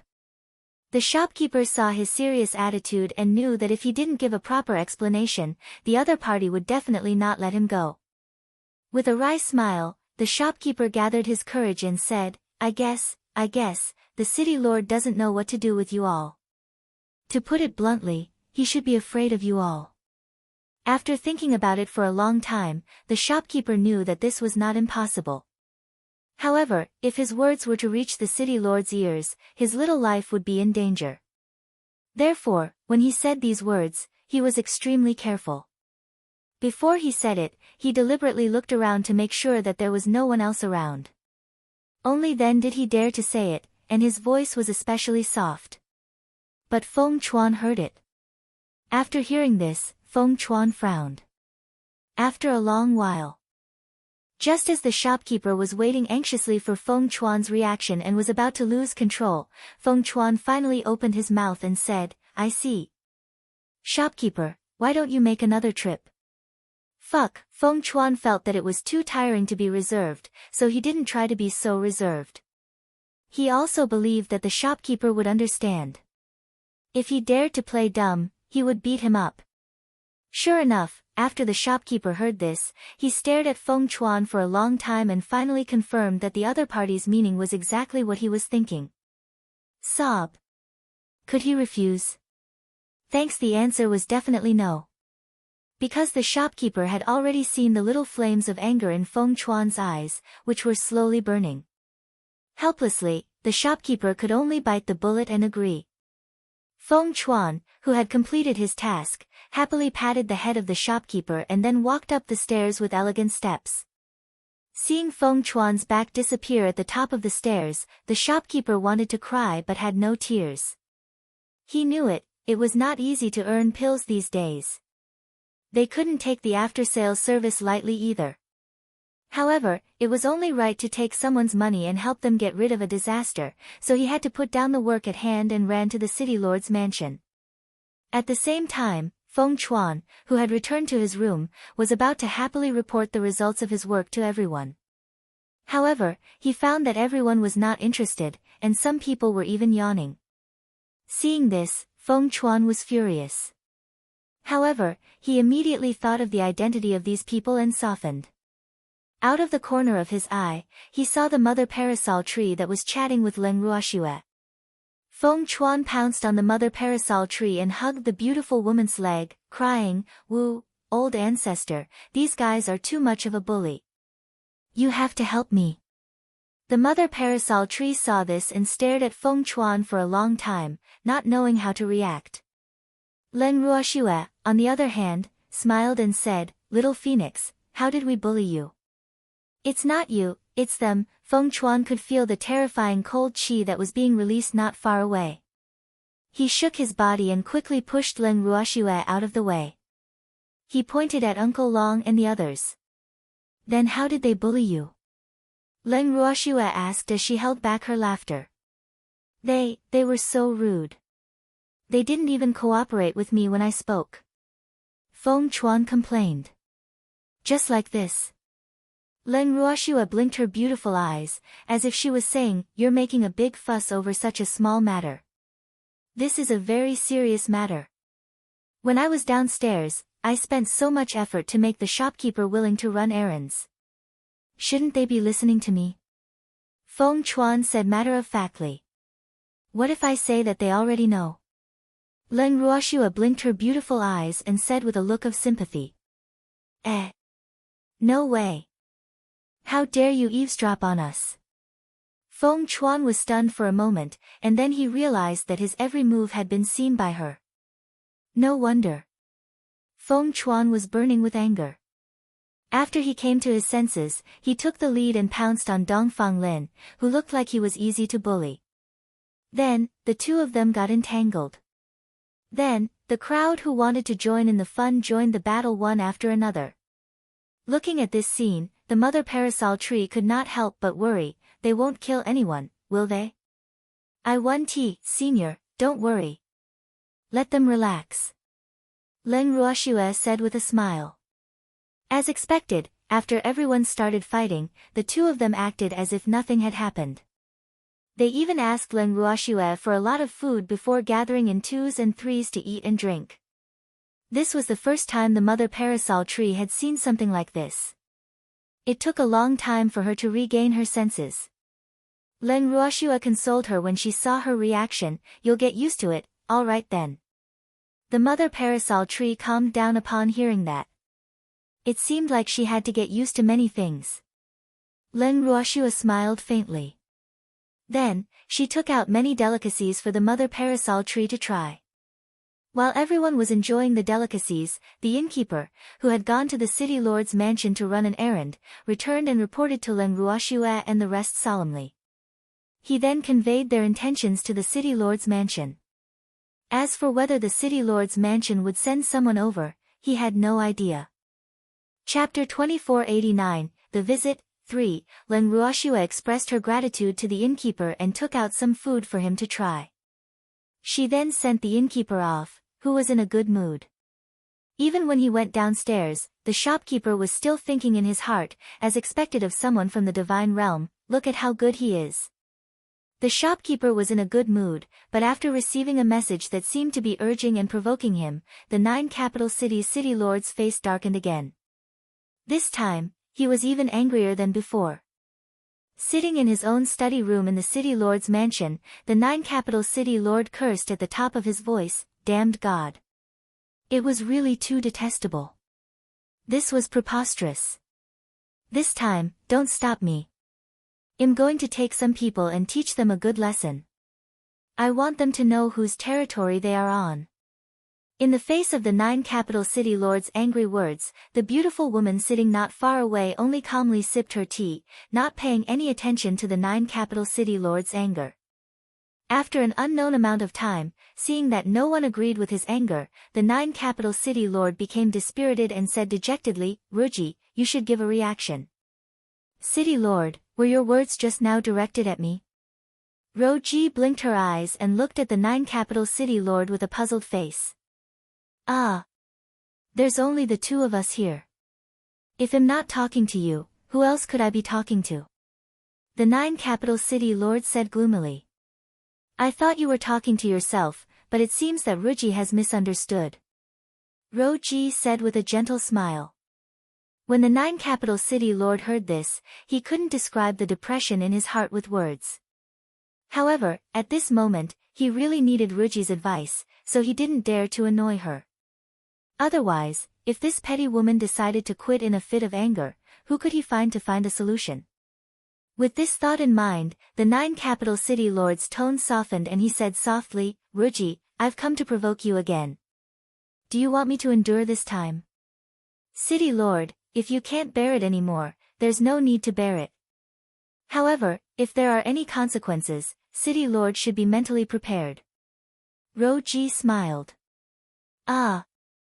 The 9 capital city lord was listless. He was afraid that Ruji would say this. Castellan, the situation isn't clear yet, and our 9 capital city isn't very powerful. If you do something irredeemable in a moment of impulse, I believe that even the Castellan of Jiuhua City can't help you. By the way, did the Jiuhua City lord reply to the Castellan? Ruji saw the pitiful expression on the 9 capital city lord's face and subconsciously softened her voice. Jiuhua City. Okay. I'll continue to endure. Remembering that there was still no news from Jiuhua City, the mayor of 9 capital city had to suppress his anger. If Ruji isn't wrong, the lord of Johua city is also in a dilemma. Ruji saw that the 9 capital city lord was so unwilling and could only say, "How is this possible? Johua city is one of the top 10 main cities, and except for Joyo city, the city lord of Johua city can do whatever he wants in 9 nether prison." The 9 capital city lord said with a face of disbelief.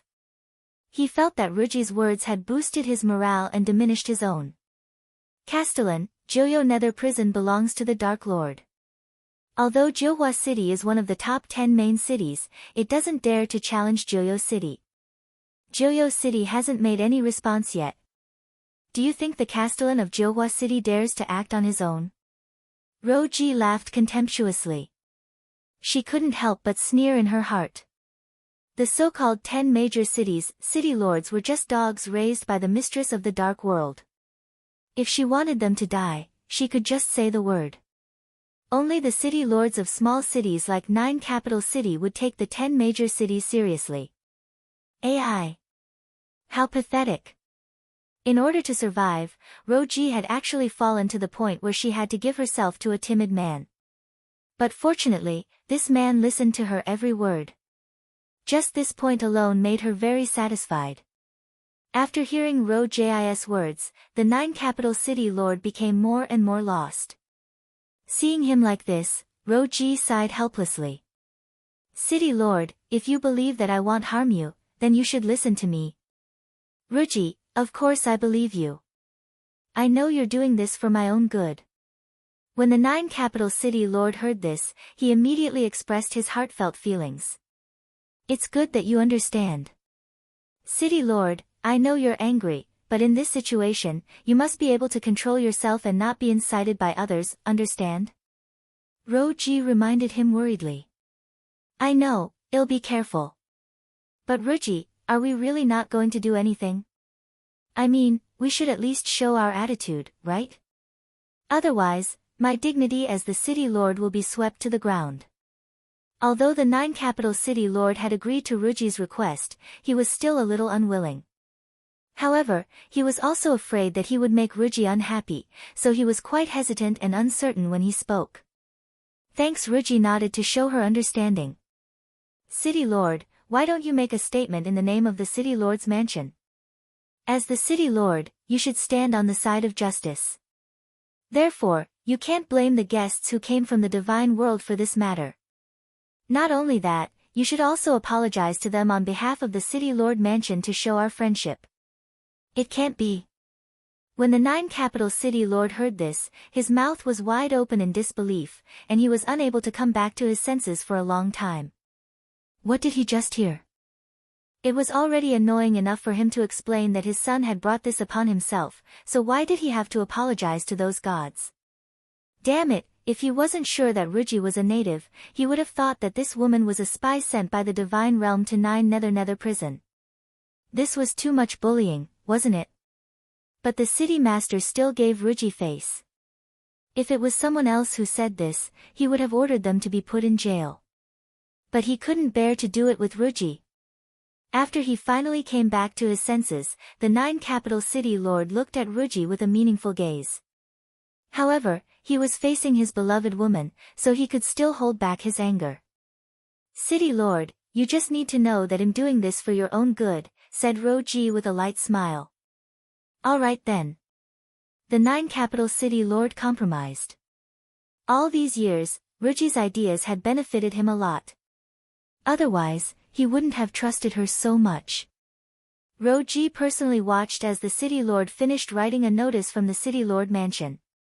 She then sent her confidant to post the notice. After that, she smiled at the city lord and said, "City lord, I've decided to go to the inn to meet those deities. Do you want to come with me?" "What?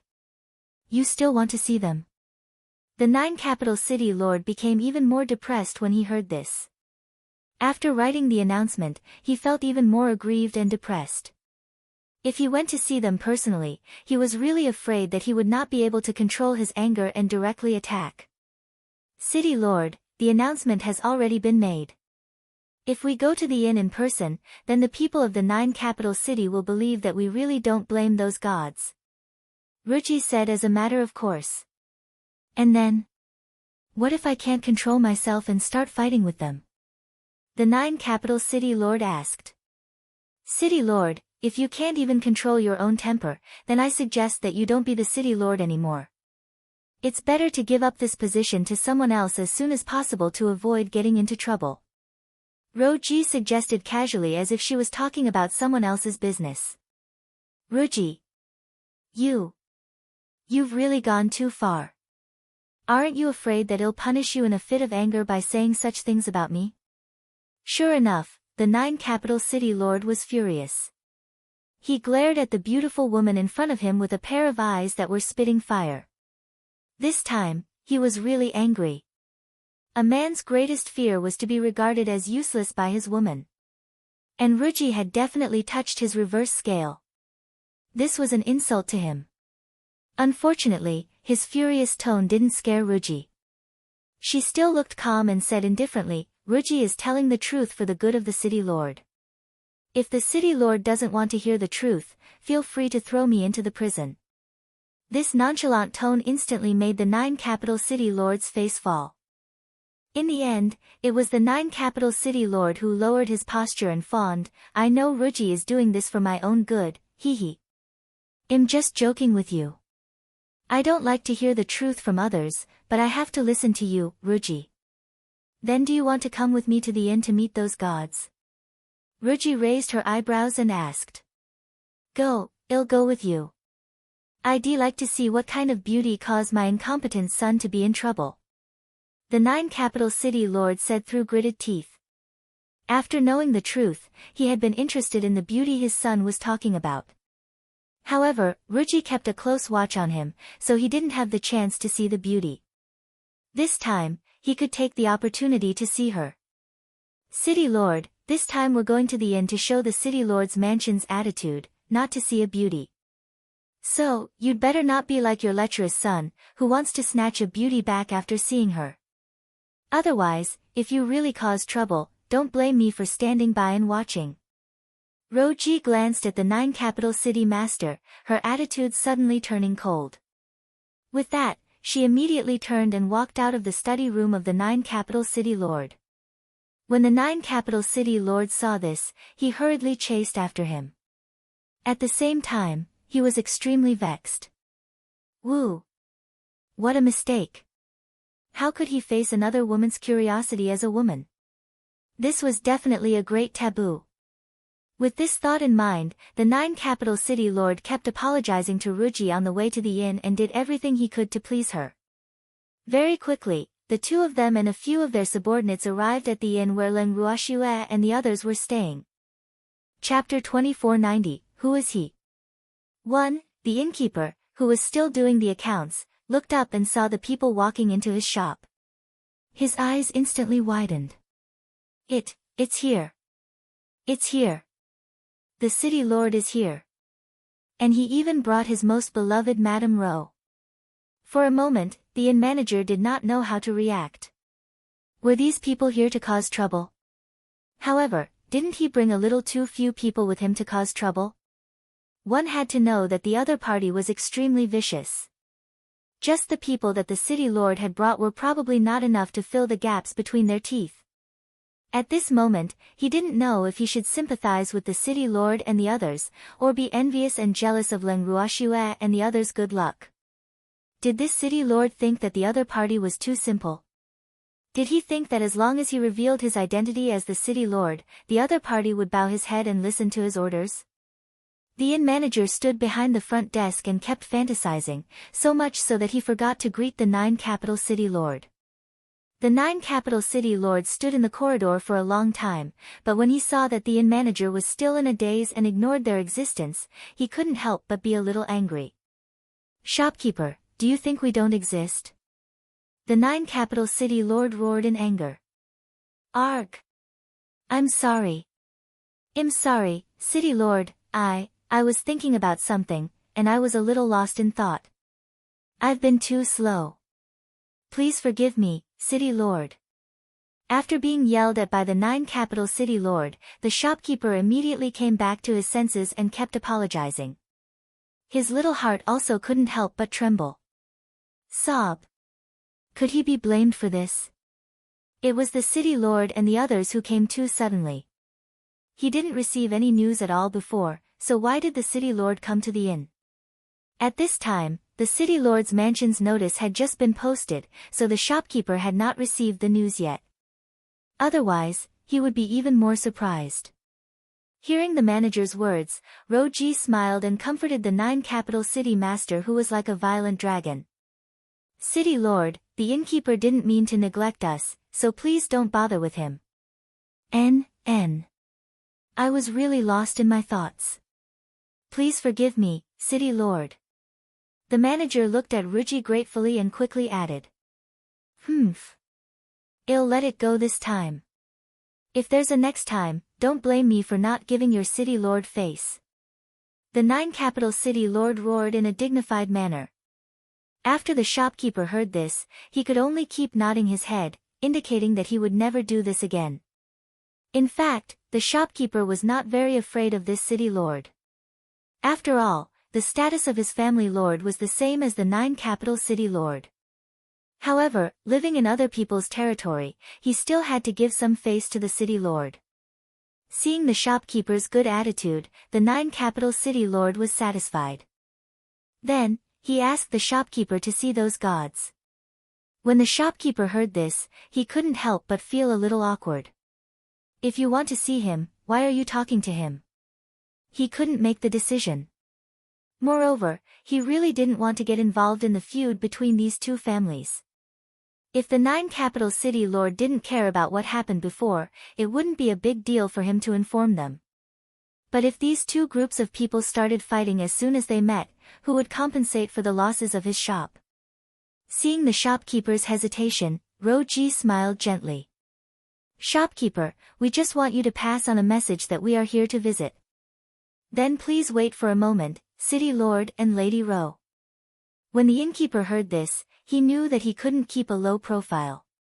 However, if it was just an errand, he could still do it. His only wish was that these two groups of people didn't fight in his inn. He didn't know if his small wish could be realized. Thanks. After saying that, the shopkeeper turned around and went upstairs. Watching the back of the inn manager, the 9 capital city lord said in dissatisfaction, "Why are you being so polite to that old thing?" The 9 capital city lord. There's no need for us to lower our heads to him. Seeing the 9 capital city lord's barbaric look, Ruji helplessly pouted her lips and thought, be more polite. If you offend someone and they report to your master, won't you offend another city lord? As the saying goes, you have to look at the owner before you hit the dog. Unfortunately, this one-track-minded and low-intelligence 9 capital city lord didn't understand this principle. Every time this happened, it was Ruji's biggest headache. But fortunately, the 9 capital city lord was still obedient. Therefore, Ruji couldn't have high expectations of him. As Ruji's thoughts ran wild, the shopkeeper came down from upstairs and came to the 9 capital city lord. City lord, Miss Leng and the others would like to see you upstairs. When the shopkeeper said this, he still felt a little regretful. I can't watch anymore. If he met them in a restaurant or the main hall, he could act as a fire extinguisher in case they got into a disagreement, so that they wouldn't destroy the decorations in his shop. However, they had chosen to meet in the room, so he couldn't just follow them in. Of course, the shopkeeper only dared to think about these things in his heart. He would never dare to show it. Otherwise, not to mention Leng Ruoxue and the rest, even the 9 capital city lord would be the first to beat him up. At this moment, the 9 capital city lord nodded in satisfaction after hearing the manager's words. Then, he held Roji's slender waist with one hand and the two of them strode upstairs. When he found the room number the manager told him, the 9 capital city lord was just about to get the guards to knock on the door when the door opened by itself. Feng Chuan, who was standing at the door of the room, glanced at the 9 capital city lord and said lightly, City Lord, please come in. He. He's finally here. They had not waited for so long in vain. However, looking at the 9 capital city lord's appearance, it didn't seem like he was here to pick a fight. The 9 capital city lord nodded and strode into the room. The moment he entered the living room, the 9 capital city lord was completely stunned. Oh my God! How many godly people had come? Although he had sent people to keep an eye on the situation of these gods, he had never asked about the approximate number of them. Therefore, when he saw that the living room was filled with gods, the 9 capital city lord was shocked. But what made him even more frightened was that he couldn't even see the strength of most of the deities. What did this mean? This meant that the other party's strength was above his. As for how much higher, he had no idea. However, at this moment, the 9 capital city lord had completely put away his contempt for these people, and did not dare to treat them as his prey. Sob. Ruji was right. He couldn't eat these people. At this moment, the 9 capital city lord was quite glad that he had listened to Ruji's words. Otherwise, he would have foolishly led his men to attack the inn, and the consequences would have been unimaginable. Thinking of this, the 9 capital city lord couldn't help but carefully turn his head to look at Ruji beside him. He suddenly realized that Ruji was also in a daze. Must be frightened too. The 9 capital city lord forced himself to calm down. At the same time, Ruji also came back to her senses. Ruji didn't expect that these people's strength would be beyond her imagination. Chapter 2491, Who is he? 2. Please take a seat, the two of you. Suddenly, a gentle and beautiful female voice rang in the ears of the 9 capital city lord and Roji. The two of them turned their heads at the same time, and their eyes brightened. They were both stunned and petrified again. This woman is so beautiful. She was so beautiful that even heaven and earth lost their color. Even Roji, who had always prided herself on her beauty, felt a sense of inferiority in front of this woman.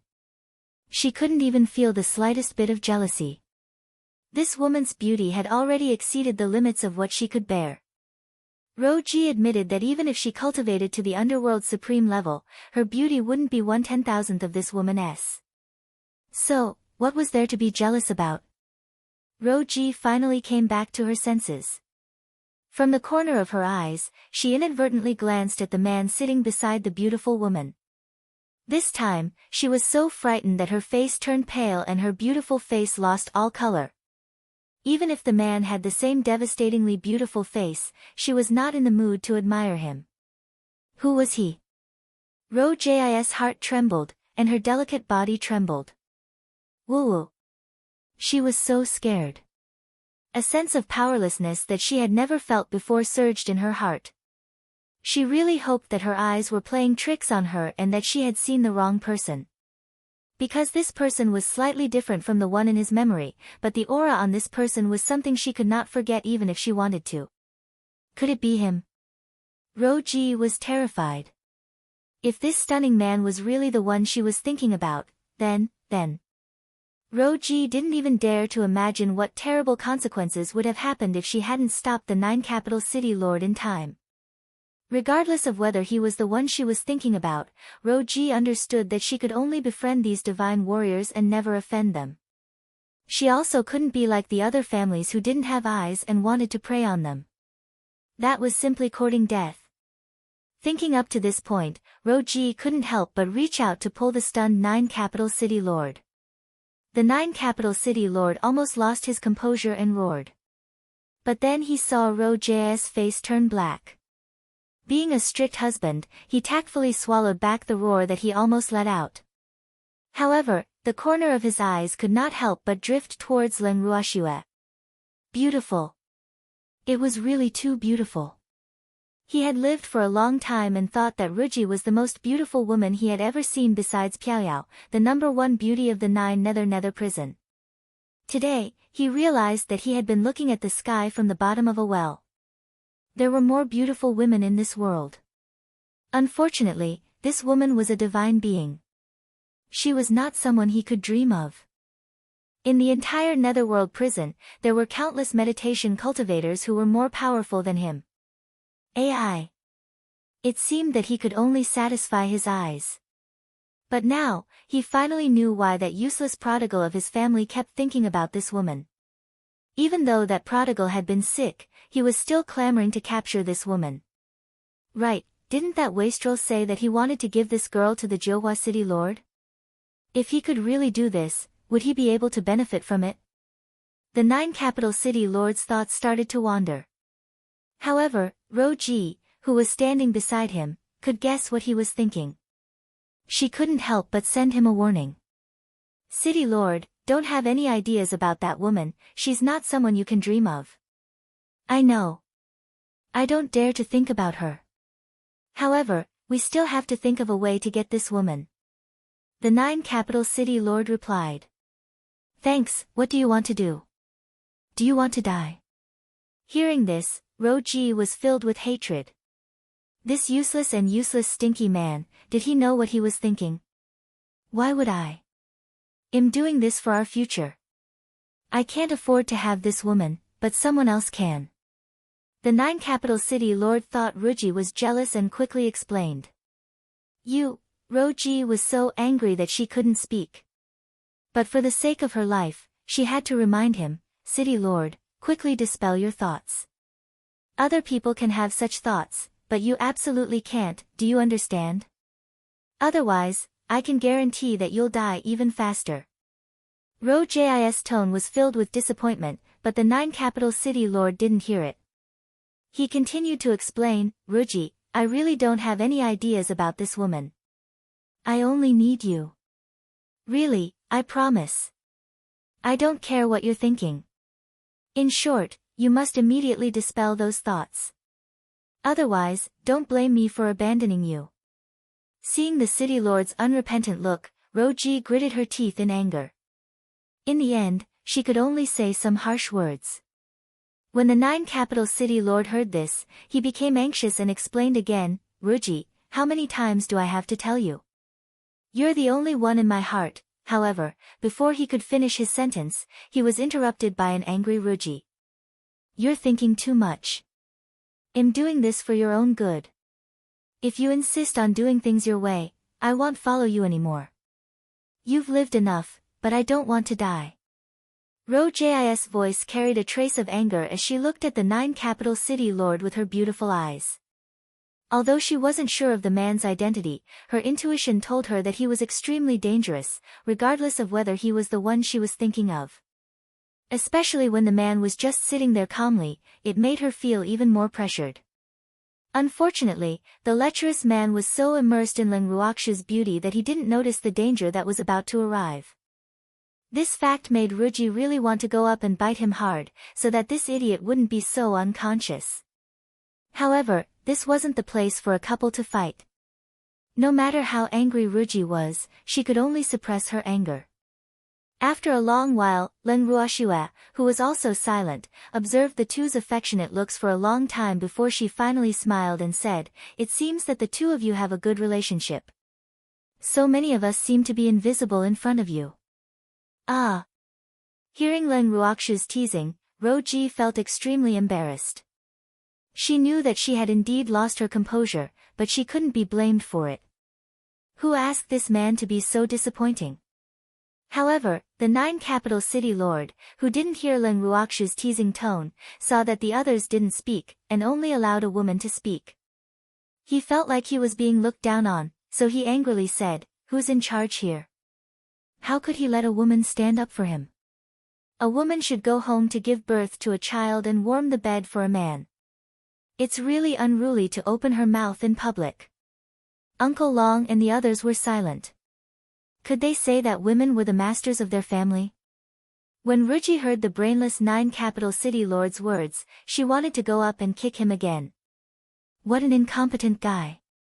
Roji was filled with hatred, but at the same time, she kept winking at the 9 capital city lord, trying to get him to speak less. Didn't she see that everyone's faces had changed? Wasn't it obvious that this woman's position among them wasn't low? What an idiot, can't you tell? Unfortunately, the 9 capital city lord, who was just about to show off his manliness, didn't understand the meaning behind Roji's glance. He was too focused on showing off his might in front of Leng Ruoxue. Chapter 2492, Who is he? 3. Len Ruoshua listened to the 9 capital city lord's words and glanced at the woman beside him who was giving him a look. She continued to smile nonchalantly and said, I heard that the 9 capital city lord's family is also led by a woman. Why are you acting like a tiger outside? Pfft. Uncle Long and the others couldn't help but laugh at this. The 9 capital city lord's face instantly turned red. Just as he was about to get angry, Ruji couldn't hold it in and shouted at him, Damn it, shut your mouth. This further confirmed the fact that the 9 capital city lord was afraid of his own family. Uncle Long and the others laughed even louder, and the poor 9 capital city lord, whose face was so red that it looked like blood was about to drip out, couldn't help but shiver. He whispered to please, Rower, you're so fierce. Didn't we agree that you'll give me enough face when we're outside? After he finished speaking, the 9 capital city lord's big eyes seemed to be glistening with tears. The little expression on his face was really aggrieved. The 9 capital city lord was originally a tall, strong man with a bear-like waist. His facial features were quite rough. Although he was not ugly, he could not be compared to a handsome man. However, his current facial features, coupled with his aggrieved expression, looked quite funny. Uncle Long and the others saw this and laughed even more. Roji wanted to find a hole to hide in when she heard this hearty laughter. Her beautiful little face quickly turned red. At this time, she saw that the 9 capital city lord seemed to want to say something, so she immediately glared and shouted, Shut up, or I'll teach you a lesson. Upon hearing this, the 9 capital city lord immediately became obedient. From time to time, he would secretly glance at Ruji with a wronged expression. Seeing that he had finally stopped, Ruji finally let out a sigh of relief. At this time, she didn't have the time to care about whether she was embarrassed or not. As long as this man didn't say anything wrong, she would thank the heavens. After dealing with the 9 capital city lord, Ruji looked at Len Ruoshue with a smile on her face. She said with an embarrassed look, I'm sorry, I've made a fool of myself. It doesn't matter, you're a man. You have to manage it well. Len Ruoshue said with a smile. These words immediately made Roji feel like she had found a soulmate. She immediately agreed, that's right. Men have to be properly controlled, in case they don't fight for a day and tear down the roof. Seeing Ruji's excited expression, Uncle Long and the others couldn't help but sympathize with the 9 capital city lord. It wasn't scary to be afraid of one's wife. What was scary was that this wife was not the ordinary kind of intrepid awe. They could already foresee that from now on, the 9 capital city lord would not have a good life. However, Ruji didn't know what Uncle Long and the others were thinking. After finding a common topic with Len Ruoshue, Ruji was completely relaxed and started chatting with her. After introducing themselves, the 2 women chatted like old friends who hadn't seen each other for a long time. When they first started chatting, Ruji immediately expressed the attitude of the city lord on behalf of the 9 capital city lord. After that, they didn't talk about anything related to the city lord at all. They were all talking about how to manage men. The men present couldn't say a word on this topic, and all of them were breaking out in cold sweat. They never knew that Len Ruoxu's opinion of men had such a fierce side. Usually, she would listen to the words of the evildoer. Why would she become like this when she met another woman who looked weak on the outside but was strong on the inside? Did these 2 people just meet today? They've only known each other for a short while, how did they get together to talk about how to discipline men? This topic was too scary. Uncle Long and the others listened to the 2 women's chatter, but their eyes couldn't help but drift to the evildoer and the 9 capital city lord. Oh! The 9 capital city lord was like a newborn chick, looking all smacked up. The evildoer was still calm and composed. He had a carefree look on his face, as if Len Ruoshue was talking about someone else's man and it had nothing to do with him. Uncle Long and the others were very curious. Was the mistress of the dark world really not afraid, or did she know that Shuai was just saying it? It was a pity that no matter how curious they were, the demon would not tell them his true thoughts. After a long time, the 2 women finally realized that it was getting late, so they had no choice but to give up and plan to continue tomorrow. When the crowd heard the promise that Leng Ruoxue and Ruji had made before they left, they knew that they wouldn't be able to leave tomorrow. After Ruji left, Leng Ruoxue heaved a sigh of relief. She was so tired that she collapsed on the chair. Uncle Long and the others couldn't help but tease, "Shuer, you guys have a good time chatting today." Leng Ruoxue rolled her eyes at Uncle Long and the rest. She then said in an unpleasant tone, "What's the fun for? I'm so tired." "Thanks, then why did you chat with her for so long?" Uncle Long and the others were quite confused. As far as they knew, Shuer wasn't someone who liked to talk. Moreover, he was chatting with a stranger. This was definitely not normal. That woman kept testing me, so I had no choice but to continue chatting with her. She seems to know the evildoer. Leng Ruoxue spoke the truth. After she finished speaking, she even looked at the innocent-looking handsome man beside her with a profound look. "I don't know her." The demon immediately explained. "Ah. So you guys were just testing each other by talking about how to discipline men." At this moment, Uncle Long understood Leng Ruoxue's meaning and could not help but ask. "Of course. Didn't you guys hear her? She asked me several times if the evildoer was my man. She must have suspected the identity of a demon, so I had to discuss with her how to discipline men." Leng Ruoxue replied matter-of-factly. His words made Uncle Long and the others speechless. Shuer's acting was so realistic that they all believed her. "Shuer, are we not leaving the 9 capital city tomorrow?" After hearing Leng Ruoxue's words, Feng Chuan confirmed. "Stay for a few more days. Let's see what that Madame Ruji is up to," Leng Ruoxue said after some thought. Everyone had no doubts about this. At the same time, Ruji, who had returned to the city lord's mansion, looked depressed. She sat on the chair in her room without saying a word. The 9 capital city lord, who thought she was still angry, was like a mistreated little wife, obediently standing on the side and smiling foolishly to please her. After standing for a long time, Zhou Duqing's legs were a little sore. He finally mustered up the courage to speak. You're still angry with me. I really don't have any designs on that woman, you have to believe me. Believe your head. I'm warning you one more time, don't have any ideas about Leng Ruoxue. Otherwise, you'll definitely die an ugly death." Ro Ji said coldly. She felt even more depressed. In reality, she had chatted with Leng Ruoxue for so long today because she wanted to find out more about the other party, especially about that handsome man. Unfortunately, she didn't know if Leng Ruoxue really didn't take that man seriously or if she was just acting dumb. In any case, she didn't get any clues about anything related to that man. Instead, she was tricked by Leng Ruoxue into saying a lot. Thinking of this, Ruji was furious. However, she believed in her intuition. Even though she did not manage to get any information from Leng Ruoxue, she was not willing to jump to conclusions so easily. She would not allow the brainless 9 capital city lord to provoke the other party.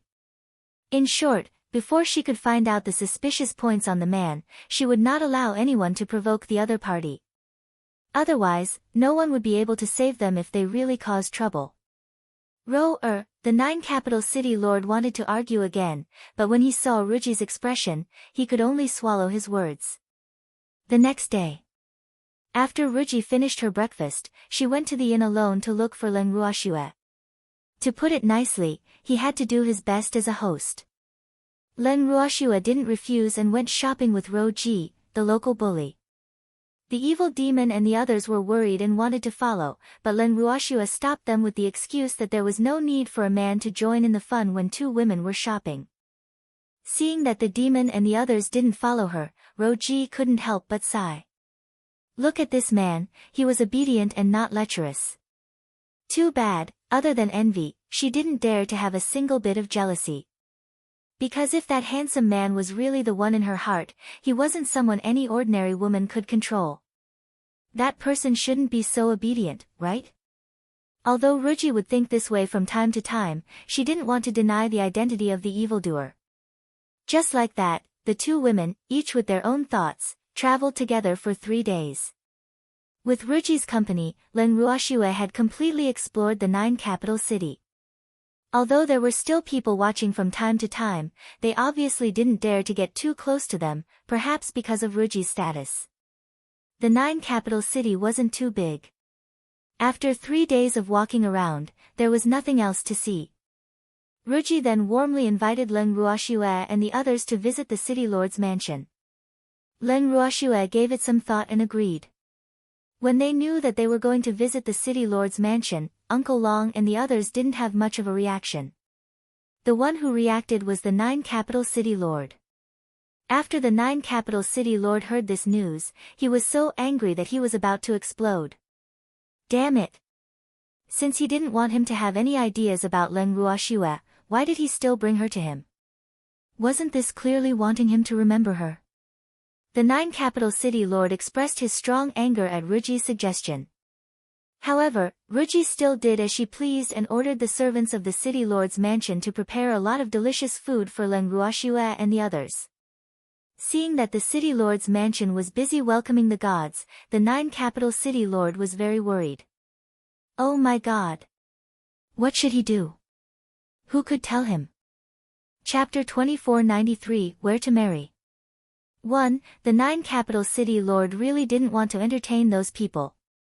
He was afraid that he wouldn't be able to control himself and would want to take them down in one fell swoop, especially that woman. With her, his status would definitely rise to a new level. However, he still remembered Ruji's warning to him. Therefore, even though he was drooling over Len Ruoxue and the others, he didn't dare to act rashly. Otherwise, if he angered Ruji, he would definitely have to bear the consequences. It had to be said that the 9 capital city lord could be considered a fool with luck. It was precisely because he listened to Ruji's words that he didn't do anything that couldn't be undone. Otherwise, the consequences would be unimaginable. But now, he still had some plans. However, he was afraid of Ruji's threat and didn't dare to do anything to Len Ruoxue and the others. One should know that if Ro turned hostile, he would definitely be the one in trouble. The 9 capital city lord paced back and forth in his study gloomily. After thinking hard for a long time, he still didn't dare to ignore Ruji's words. At this time, standing not far away, he could see that the 9 capital city lord's confidant was a little conflicted, and with the intention of sharing his master's worries, he said, "City lord, are you worried about how to entertain those gods? Madame Ro is in charge of this matter, so city lord really doesn't need to worry too much." "You're not worried?" Hearing this, the 9 capital city lord raised his head and looked at his confidant. He didn't want to worry, but he had to do it. "City lord, do you have any orders for this subordinate?" Seeing that the 9 capital city lord seemed to be addicted to unspeakable things, the confidant asked carefully. "No, I didn't." The 9 capital city lord said angrily. He didn't know what he should do, so how could he think of what he should do? He couldn't do what he wanted to do. The confidant was not stupid. The city lord clearly had something on his mind. Unfortunately, he was not a worm in the city lord's stomach, so he had no idea what the city lord was struggling with. Suddenly, a guard's voice came from outside the study. Then, the guard pushed the door open and entered, handing a few letters to the 9 capital city lord. The 9 capital city lord casually looked at the letters. These letters were sent by the nearby city lords, saying that they would arrive tomorrow. Hell, arrive tomorrow? This piece of news instantly made the 9 capital city lords smile. Ha! This was really like someone delivering a pillow after he fell asleep. Since all the city lords had come in person, he would have to give them a good welcome, right? With that, he would not be fighting alone. This fact made the 9 capital city lord ecstatic. After instructing his confidants to receive him well tomorrow, he left the study in a good mood and went to find Ruji to share his feelings. After the 9 capital city lord left, his confidant kept muttering, "Entertain him well? Was it tomorrow? It can't be such a coincidence, right? Is the city lord planning to go against Madame Ro?" When he thought of this possibility, it was his confidant's turn to be conflicted. However, since he was the city lord's man, he naturally couldn't betray the city lord for such a small matter. However, if he didn't send a letter to Madame Rowe, when Madame Rowe got angry, he would be the one in trouble. With this thought, the confidant didn't think that he had betrayed the city lord by tipping off Madame Rowe. He thought that he had done it for the harmony of the city lord's mansion. Otherwise, if the two of them fought, the little ones would also suffer. Thanks in addition, Roe's combat strength had always been above the city lord's. Even if he was the city lord's confidant, he didn't want to offend Roe. Otherwise, if Madame Rowe tried to spread some pillow talk to the city lord, he would be the one in trouble. After understanding this, his confidants happily began to act as spies. After Ruji heard this, she just sneered and looked at the 9 capital city lord who was acting like an idiot in front of her. He really didn't know what was good for him. Roe's eyes became more and more unfriendly as she looked at the 9 capital city lord. However, she was smart and didn't act up immediately. On the contrary, the 9 capital city lords saw Roe's face turn ugly after hearing the servant girls whisper and didn't know what to do. Roe, who made you unhappy? Tell me and I'll definitely punish him. Humph. You must be tired of living if you dare to provoke my Roe. The 9 capital city lord laughed in an extremely wretched manner. City lord, I heard that a few city lords will be coming tomorrow. Roe's expression suddenly changed as she said with a smile. Originally, she didn't want to lay her cards on the table with the city lord, but since he took the initiative to ask, she naturally couldn't disappoint him, right? Ah! The 9 capital city lord's heart trembled when he heard this. Damn it, how did Roe know about this? Who's faster to tell me? This was preposterous. Hee hee. Roe, they're coming to the 9 capital city in person. As the city lord, I can't just avoid them. Don't you agree? The 9 capital city lord carefully said. You're right. Then you'll have to entertain them well tomorrow. As for Len Ruoxue and the rest, I will be entertaining them in my courtyard. There's no need for city lord to attend. Roji said after some thought. In fact, the nearby cities had already sent people over. However, they didn't do anything and just kept watching in the dark. Therefore, Ruji didn't pay much attention to them. But now, the city lords had come. This matter could be big or small. Therefore, Ruji had to be on high alert and deal with the changes by staying calm. This isn't very good, is it? I'm a guest of the city lord's mansion, can I not show myself? Roe's words made the 9 capital city lord hesitate. He really wanted to see that beauty, but Roe was too jealous to let him see her. What's not good about it? They were invited in my name, so it had nothing to do with you. Besides, don't you have to entertain the city lords tomorrow? Since that's the case, I naturally won't hold you up from serving our distinguished guests.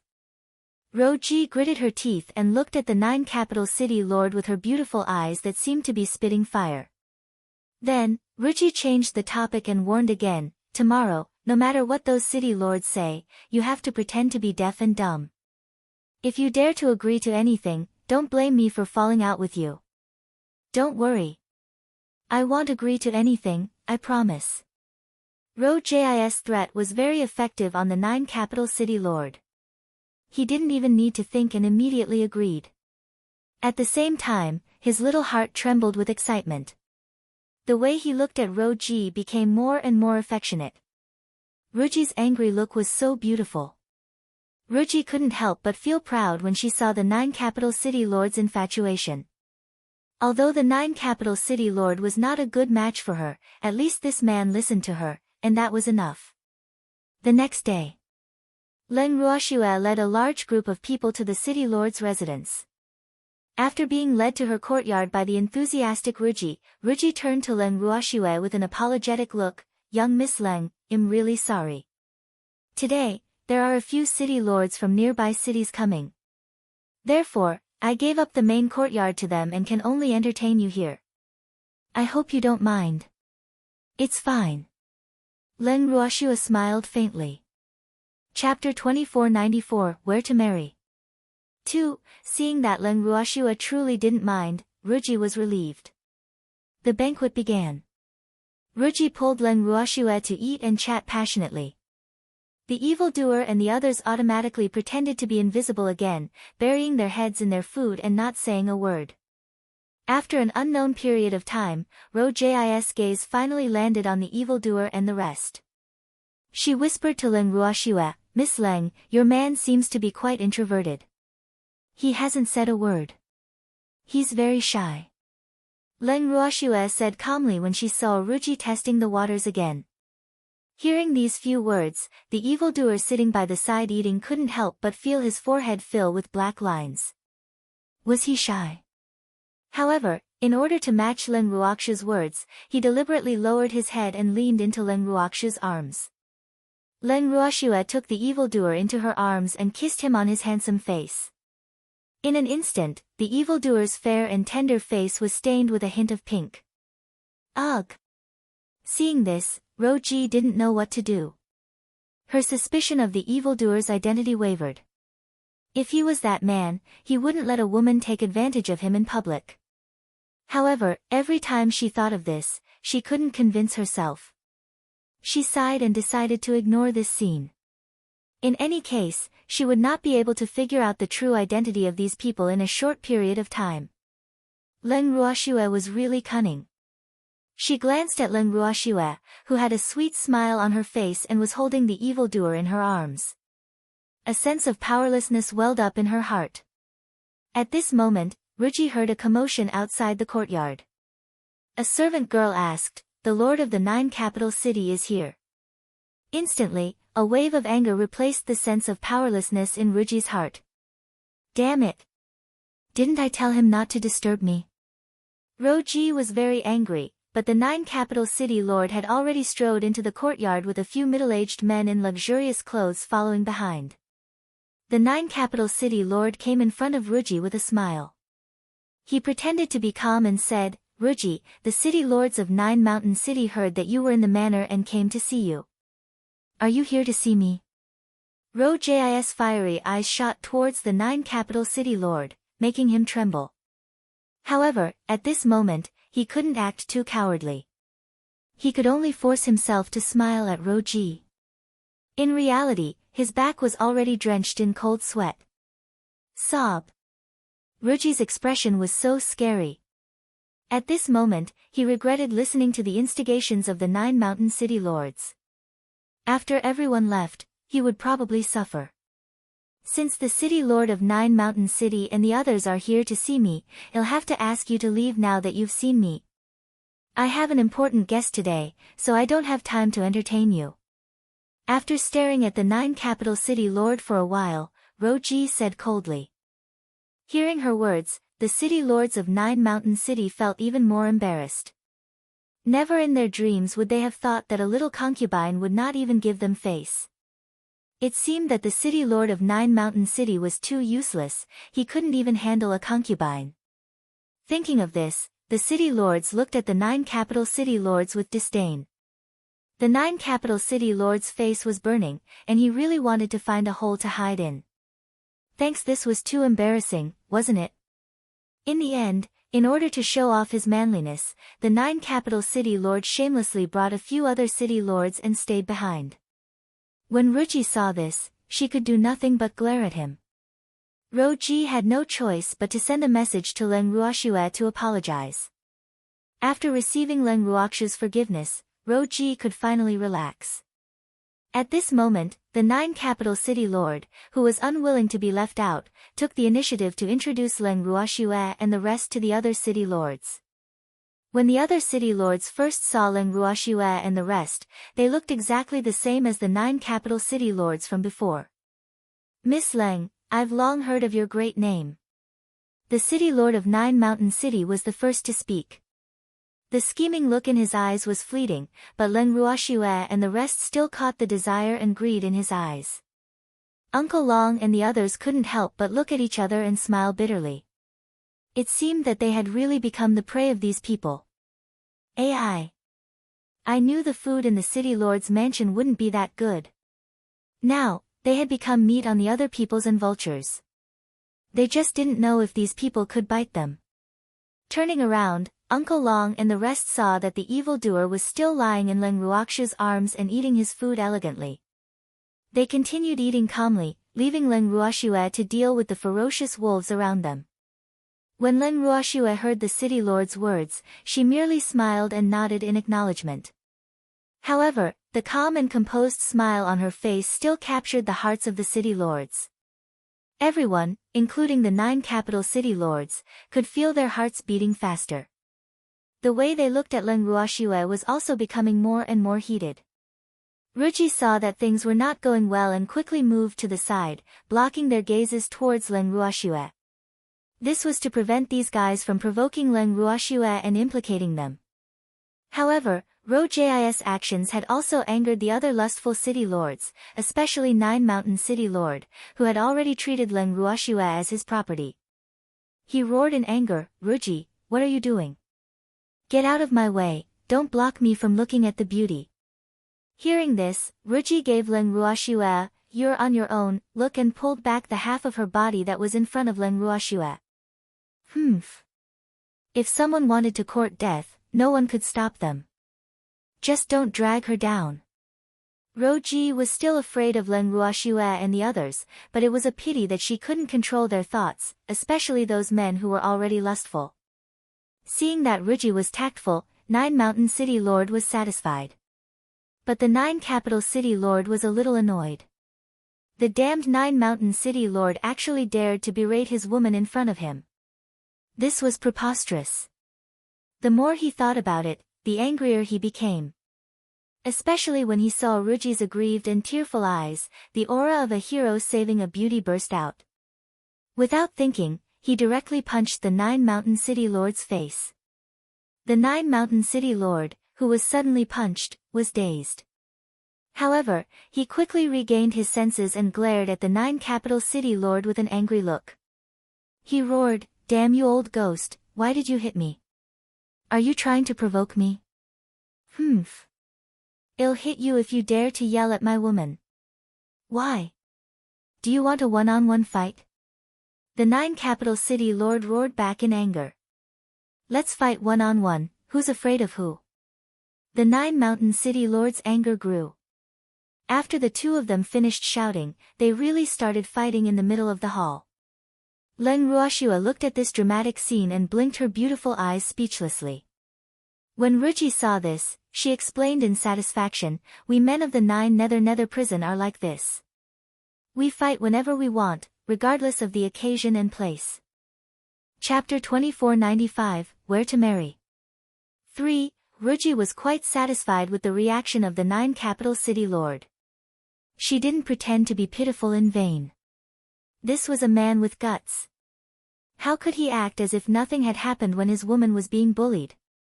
How could he be called a man? Leng Ruoxue nodded in understanding. After an unknown period of time, the 2 city lords who were on par with each other finally stopped. The 2 of them, with their bruised faces, returned to their seats as if nothing had happened. They ate and drank as they pleased, leaving Leng Ruoxue dumbfounded. Because the 2 guys who had just fought like 2 cockfights were actually drinking together again. Could this be the so-called friendship between bad friends? Leng Ruoxue could not understand. Previously, they looked like mortal enemies, but in the blink of an eye, the 2 of them had become good brothers. She believed that the relationship between these city lords was definitely not like that of her Uncle Long and the others. The more they fought, the better their relationship would be. When there was a real conflict of interest, these people would definitely turn hostile and immediately go their separate ways. It was precisely because of this that Leng Ruoxue could not understand the inexplicable relationship between them. But perhaps this was the way they got along. In reality, Leng Ruoxue's guess was right. Normally, although these city lords would scheme against each other and kill each other, they would not easily be ruthless to each other. Otherwise, if they really pushed the other party into a corner, both sides would definitely suffer. This way of living was also the way of survival in the 9 Nether prison. Unless they were forced to, no one would really kill the other party, even if they had been fighting until their heads were bleeding just a moment ago. Just as Len Ruoxue was expressing her surprise at their interaction, she suddenly heard a cry of pain. Turning around, Len Ruoxue realized that the 9 capital city lord and the rest were all clutching their stomachs and rolling on the ground. Even Ruji, who was by her side, wasn't spared. Ugh! What was going on? Len Ruoxue looked at the demon in confusion. Then, she heard the demon cry out in pain, "Schwer, my stomach hurts." After the demon finished speaking, he actually fainted. The moment Len Ruoxue saw this, she turned pale with fright. After that, she saw with her own eyes that Uncle Long and the others fell unconscious one after another. Upon seeing this, Len Ruoxue's forehead was covered in cold sweat. All right. Since something had happened to everyone, it would be a little inappropriate if nothing happened to her. With this thought, Len Ruoxue directly fell to the side, right on top of Ruji. The pain was so intense that Ruji, who wanted to roll on the ground, felt much more awake when she felt the weight on her body. However, when she saw that Len Ruoxue and the others had all fainted, she was flustered. Damn it! What was going on? Food poisoning? Ruji couldn't believe that something had happened to the food she had prepared.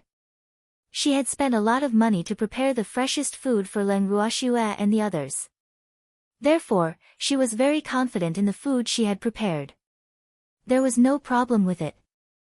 If there was no problem with the food, it must have been poisoned. As soon as such a thought appeared in her mind, her heart turned cold. Who on earth had the guts to poison the city lord's mansion? He was really tired of living. Ruji was furious. At this moment, a few wild laughs entered Ruji's ears. Ruji looked up despite the excruciating pain and saw the 2 people she didn't want to see the most. Young Master Cheng, Madam, how did you get out? Did you guys poison him? Ruji was shocked, but she still pretended to be calm and asked. Weren't these 2 people under house arrest by the city lord? She didn't believe that the city lord would release the mother and son without telling her.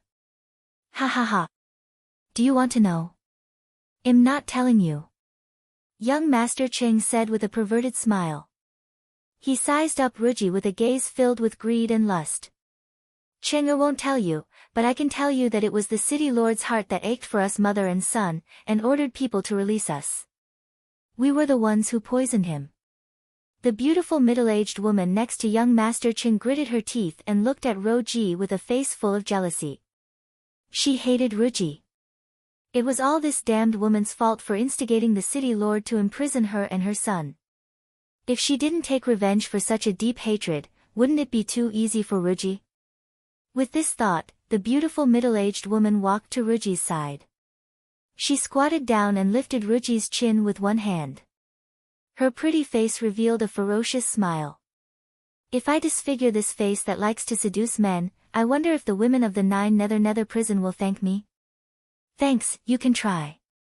Ruji said with a faint smile. Hearing this, the 9 capital city lord endured the intense pain and said to the beautiful middle-aged woman, You dare. If you dare to hurt Ruji, I won't let you off. What's wrong? You still dare to threaten me at this time? Aren't you afraid that my brother will find out and come after you? The beautiful middle-aged woman roared with jealousy. Hee hee. Do you really think that you're so important to the mayor of Johua City? Let me tell you the truth. The lord of Johua City has warned me more than once not to spoil you and your son. It's all because we're husband and wife, and I've been tolerating you for the sake of the lord of Johua City. So, you'd better know your place. If you dare to hurt Ruji, don't blame me for being ruthless. The 9 capital city lord said coldly. These words made the middle-aged woman furious, and Ruji burst into tears. City lord, Ruji was so touched that she called out softly. Although this man's strength wasn't high, and he bullied the weak and feared the strong, she really had nothing to say to him. More importantly, he knew how to protect her at the critical moment. What else could a woman ask for when she had a husband like this? Ruji. I won't let anyone bully you. The 9 capital city lord also replied affectionately. Their affectionate interaction deeply provoked the beautiful middle-aged woman. She turned to her son in anger and said, Cheng haven't you always been interested in this bitch? Today, I'll reward you with this slut. Don't you dare. Upon hearing this, the 9 capital city lords' eyes were spitting fire as he glared fiercely at the mother and son not far away. What's there to be afraid of? The beautiful middle-aged woman said in a disapproving manner. Mother, I'm no longer interested in Ruji. What I want is this woman from the divine realm. Young Master Ching pointed at Leng Ruoxue, who was also unconscious, with his mouth full of saliva. Originally, he had planned to give this woman to his father. However, after his father refused to avenge him after he was injured, he changed his mind. Now, he wanted to have a taste of this woman himself before giving her to his uncle. Hee. Young Master Cheng was quite satisfied with his plan. However, Ruji's expression changed drastically when she heard his words. You're looking for death. This was simply courting death. Seeing young Master Cheng walking towards them, Ruji's face turned pale from the pain. She hurriedly pulled Leng Ruoxue behind her to protect her. Regardless of whether the man she suspected was really who she thought he was, she couldn't let the lecherous young Master Cheng destroy Leng Ruoxue. This wasn't to say that she was kind or had a sense of justice. Putting aside the issue of that man's identity, it was also because she treated Leng Ruoxue as her only friend.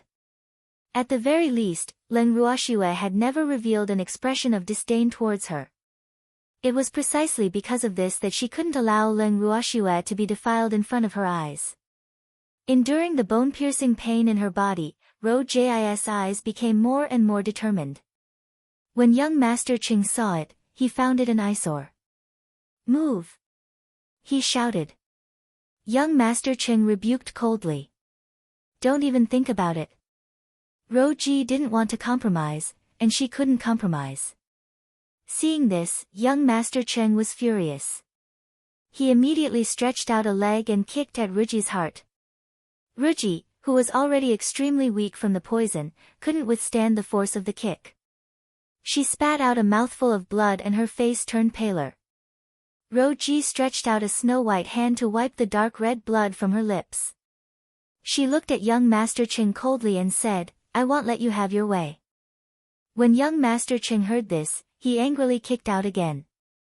This time, the strength of his kick was quite strong, and it directly sent the weak Ruji flying. With a bang, Ruji hit the wall and fainted. When the 9 capital city lords saw this, he quickly dragged his sick body over. When the beautiful middle-aged woman saw this, the hatred in her heart deepened. At this moment, young Master Cheng had also come close to Leng Ruoxue. Just as he was about to reach out to touch Leng Ruoxue's beautiful face, she suddenly opened her eyes. Leng Ruoxue glanced at Ruji, who had fallen to the ground like a broken doll, then turned to look at Child Cheng. After sizing up young Master Cheng, Leng Ruoxue deliberately put on a fearful expression and exclaimed, What do you want to do? Hee. What do I want to do, doesn't the beauty know? Don't worry. After having fun with me, I'll find you a good family to marry into. Young Master Cheng laughed in a perverted manner. You want to marry me off? Where to? Leng Ruoxue asked curiously. Of course you're going to marry my uncle. He's the mayor of Jiuhua City, one of the 10 major cities. What do you think? I'm good to you, right? Jiang Qin said. Child Cheng laughed complacently. The way he looked at Leng Ruoxue was as if she was already in his bag. Why are you still wasting your breath on her? Hurry up and do it. The beautiful middle-aged woman was burning with jealousy. After hearing her son's words, she urged him impatiently. Suddenly, she turned around and saw Leng Ruoxue's beautiful face. The anger in her heart grew even more. Chapter 2496, Who Said We Were Poisoned? 1. Damn it, another vixen. The city lord's wife looked at Leng Ruoxue with jealousy burning in her eyes. She wished that she could rush forward and disfigure her beautiful face. However, after thinking about it, she realized that her son's words made sense. He would be very happy to give such a beauty to his brother. At the thought of this, the city lord's wife continued to urge, Cheng if you want her, then make your move quickly. We still have a lot of things to do. Alright, mother. Child Cheng smiled smugly as he extended his pair of wolf claws towards Leng Ruoxia's beautiful face. Leng Ruoxia dodged to the side and avoided young Master Cheng's hand. Seeing this, young Master Cheng was furious. Fuck. This was the third time. This was the third time he had reached out to touch this woman. The first time, he had broken both his hands and had to go through a lot of trouble to reattach them. The second time, she had dodged. The third time, she still dared to dodge. Could it be that this detestable woman couldn't see the current situation? No one could help her now. With that thought, young Master Cheng lecherously said, Woman, be tactful and quickly give yourself to me. I might treat you gently. Otherwise, don't blame me for being too rough. What if I don't want you to be gentler? Hearing this, Leng Ruoxia smiled faintly. Oh. The beauty also likes strong taste. Very good, I also like this. When young Master Cheng heard this, his smile became even more wretched. Leng Ruoxia smiled as well, tacitly agreeing to his words. At this moment, Ruji slowly woke up and happened to hear young Master Cheng's words. She struggled and hurriedly shouted, Miss Leng, don't be afraid of him. I won't let him have the chance to hurt you. When young Master Cheng heard this, he glared at Ruji and said fiercely, Bitch, you can't even protect yourself, yet you still dare to meddle in other people's business. You will regret this. You'll get your retribution. Ruji growled weakly, half lying in the arms of the 9 capital city lord. Bitch, I dare you to say that again. Hearing Ruji's curse, young Master Cheng was furious. The next moment, he rushed in front of Ruji and wanted to teach her a lesson. When the 9 capital city lord saw this, he immediately raised his head and roared, No, what do you want to do? If you dare to lay a finger on Roer again, I'll immediately banish you from the family. In the future, I'll treat it as if I don't have a son. Ha ha ha. How could you treat your son like this for a woman? You're really a good father. However, you don't need to kick me out of the family, because I'm already the city lord of the 9 capital city. Young Master Cheng laughed maniacally as he spoke. That's right. You useless man, how could you treat us like this for a cheap woman? Since you're heartless, then don't blame us for being heartless. Now that 9 capital city is my son's, you, the previous city lord, can just step aside. The city lord's wife also agreed. Hearing these words, the 9 capital city lord was a little dumbfounded. How did this happen? Thanks at that moment, the 9 mountain city lord, who was in excruciating pain, could not bear to watch any longer. He endured the pain and said, Why did you drag us into your family conflict? Give us the antidote, and well let it go. Otherwise, don't blame us for working together to demand justice from the Johua city lord. Fuck. They had definitely suffered an undeserved calamity from the 9 capital city lord. What did it have to do with them when the husband and wife did not get along and their son seized power? However, they had been implicated. It was really too unlucky. However, the city lord's wife wasn't threatened by the 9 mountain city lord. She calmly said, I'm sorry, there's no antidote for this poison. No antidote? What kind of poison is this? When 9 mountain city lord heard this, his face turned pale with fear. He then said in disbelief, Don't lie to me. How can there be no antidote? Are you going to send a dead man to the Johua city lord? The dead person he was referring to was Leng Ruoxia. He didn't believe that the other party would allow anything to happen to Leng Ruoxia if they wanted to give her to the Johua city lord. If that was the case, would this mother and son still want to get any benefits from her? It was simply a lake at night. Ha, I'm sure you've heard of this poison before. It's called heartbreak. As for the poison that these deities were inflicted with, it's different from yours.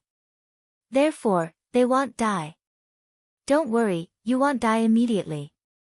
I'll let you see my son take the city lord's position with your own eyes. The city lord's wife explained proudly. Hearing the word heartbreak, the city lords' faces became even more unsightly. Even the 9 capital city lord and Ruji looked defeated. Heartbreak was a legendary poison in the Netherworld prison. In the beginning, one would only feel pain all over the body. However, this pain was intermittent. Other than pain, it would not take one's life for the time being. However, in the later stages, it would slowly fester in the abdomen until one died. There was indeed no antidote for a poison like gut-cutting poison. At least, they had lived for so long and had never heard of anyone who could cure the poison. Now that they knew that they had suffered from heartbreak, the city lords were all terrified and furious, and their expressions became more and more unkind as they looked at the city lord's wife and the city lord. None of them had expected that the city lord's wife would be so ruthless the moment she made a move. City lord's wife, we have no grudges with you. You poison us like this, are you really not afraid that we will join forces and attack the 9 capital city? At this time, another city lord could not help but ask. Ha ha ha. Let's talk about it after you leave the 9 capital city alive. If you die, I believe that some of your families will be grateful to me. The city lord's wife said with a smile. Hearing the city lord's wife say so, the other city lords also understood. Since she dared to do such a thing, she definitely had nothing to fear. It seemed that the mother and son had already made plans. Cleaning them up was just a convenient way to do them a favor. After thinking it through, the city lords were filled with regret.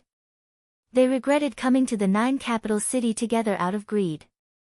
Now, they had given others a chance to take advantage of them and put them in prison.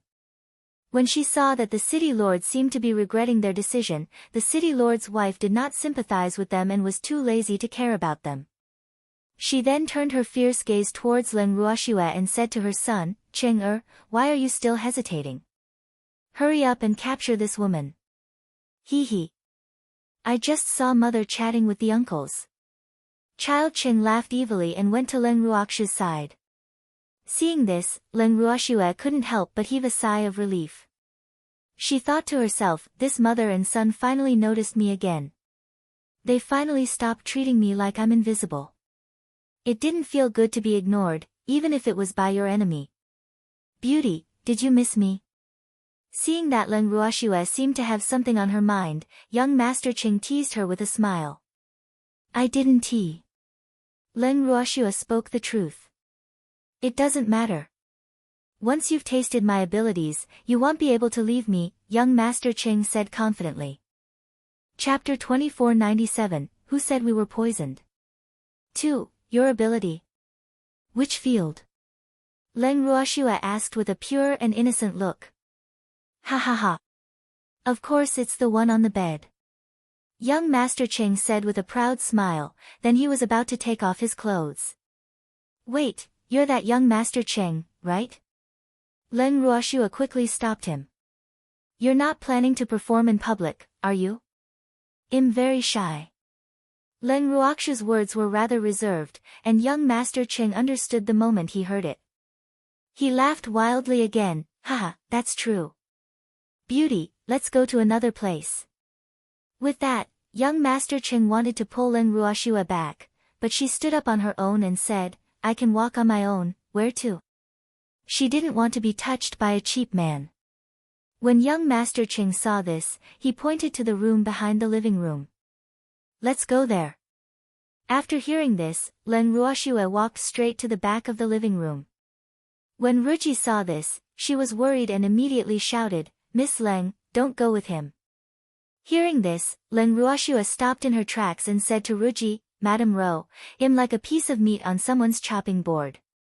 I have to go. That's right. Ruji, you'd better behave yourself. Otherwise, don't blame me for being ruthless.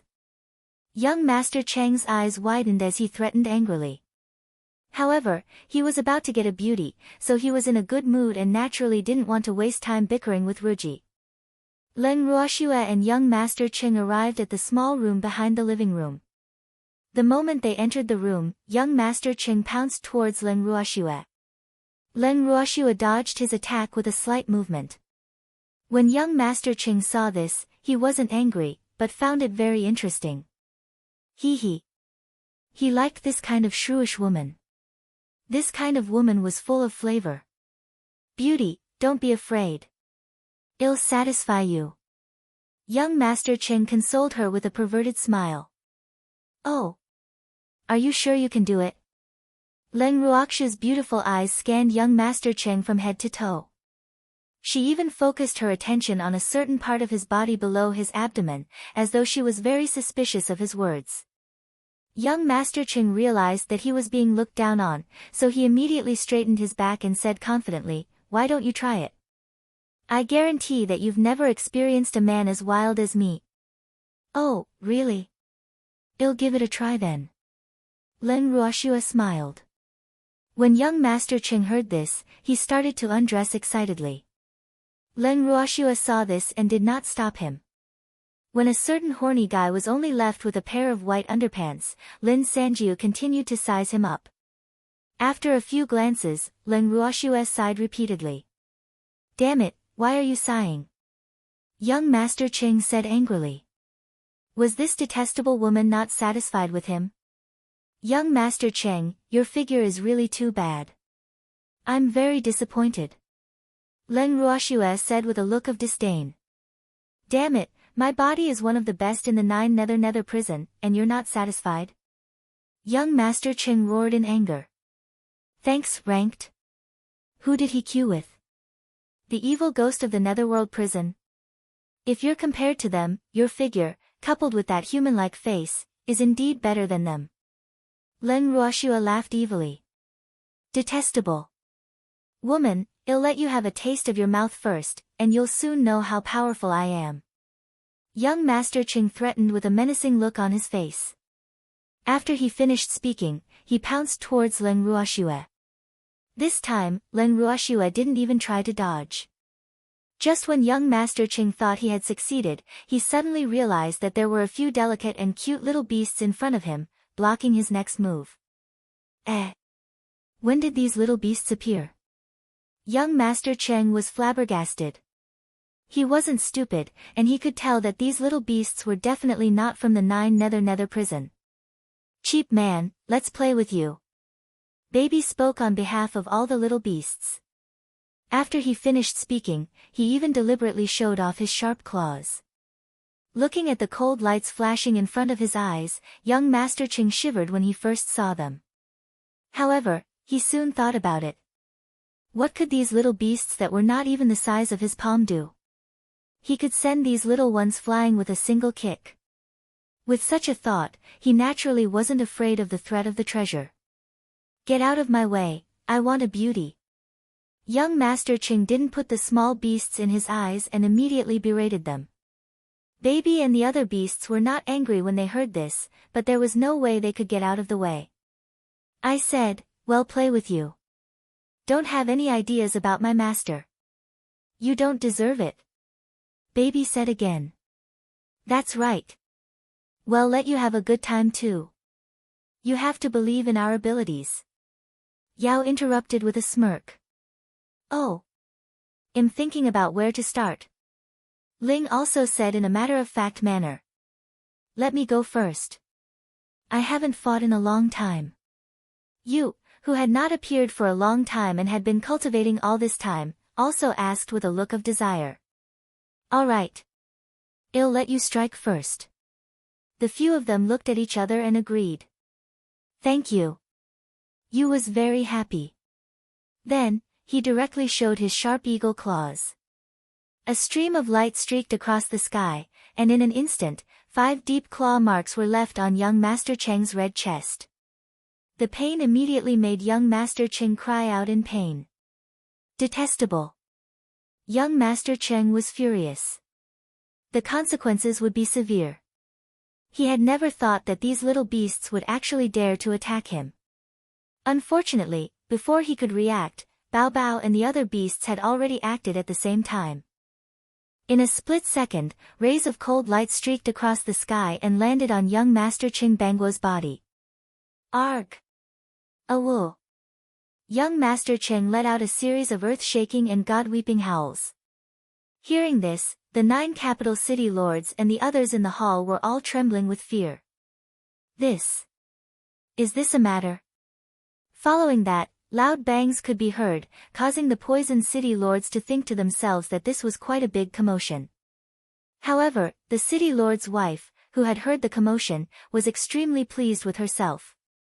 She laughed wildly with a smug look on her face. Ha ha ha. As expected of my son, you're much stronger than some weak men. When the city lord's wife said this, she even deliberately glanced at the 9 capital city lords. Suddenly, the city lords all knew who the so-called soft man was. For a moment, they all felt a little sympathy for the 9 capital city lord. It was his misfortune to marry such a woman. Fortunately, the 9 capital city lord didn't care much about a certain madam's words. Otherwise, he would be so embarrassed that he would kill himself. Ruchi, on the other hand, was surprised to hear this voice. This voice didn't sound like a pervert enjoying himself. Unfortunately, he was too proud to notice the difference in these voices. However, Ruchi was relieved. As long as she couldn't hear Leng Ruox's voice, she would be fine. Otherwise, she would have to die to atone for her sins. After an unknown period of time, the sounds from the small room behind the living room gradually faded. Other than low moans, there were no more violent collisions.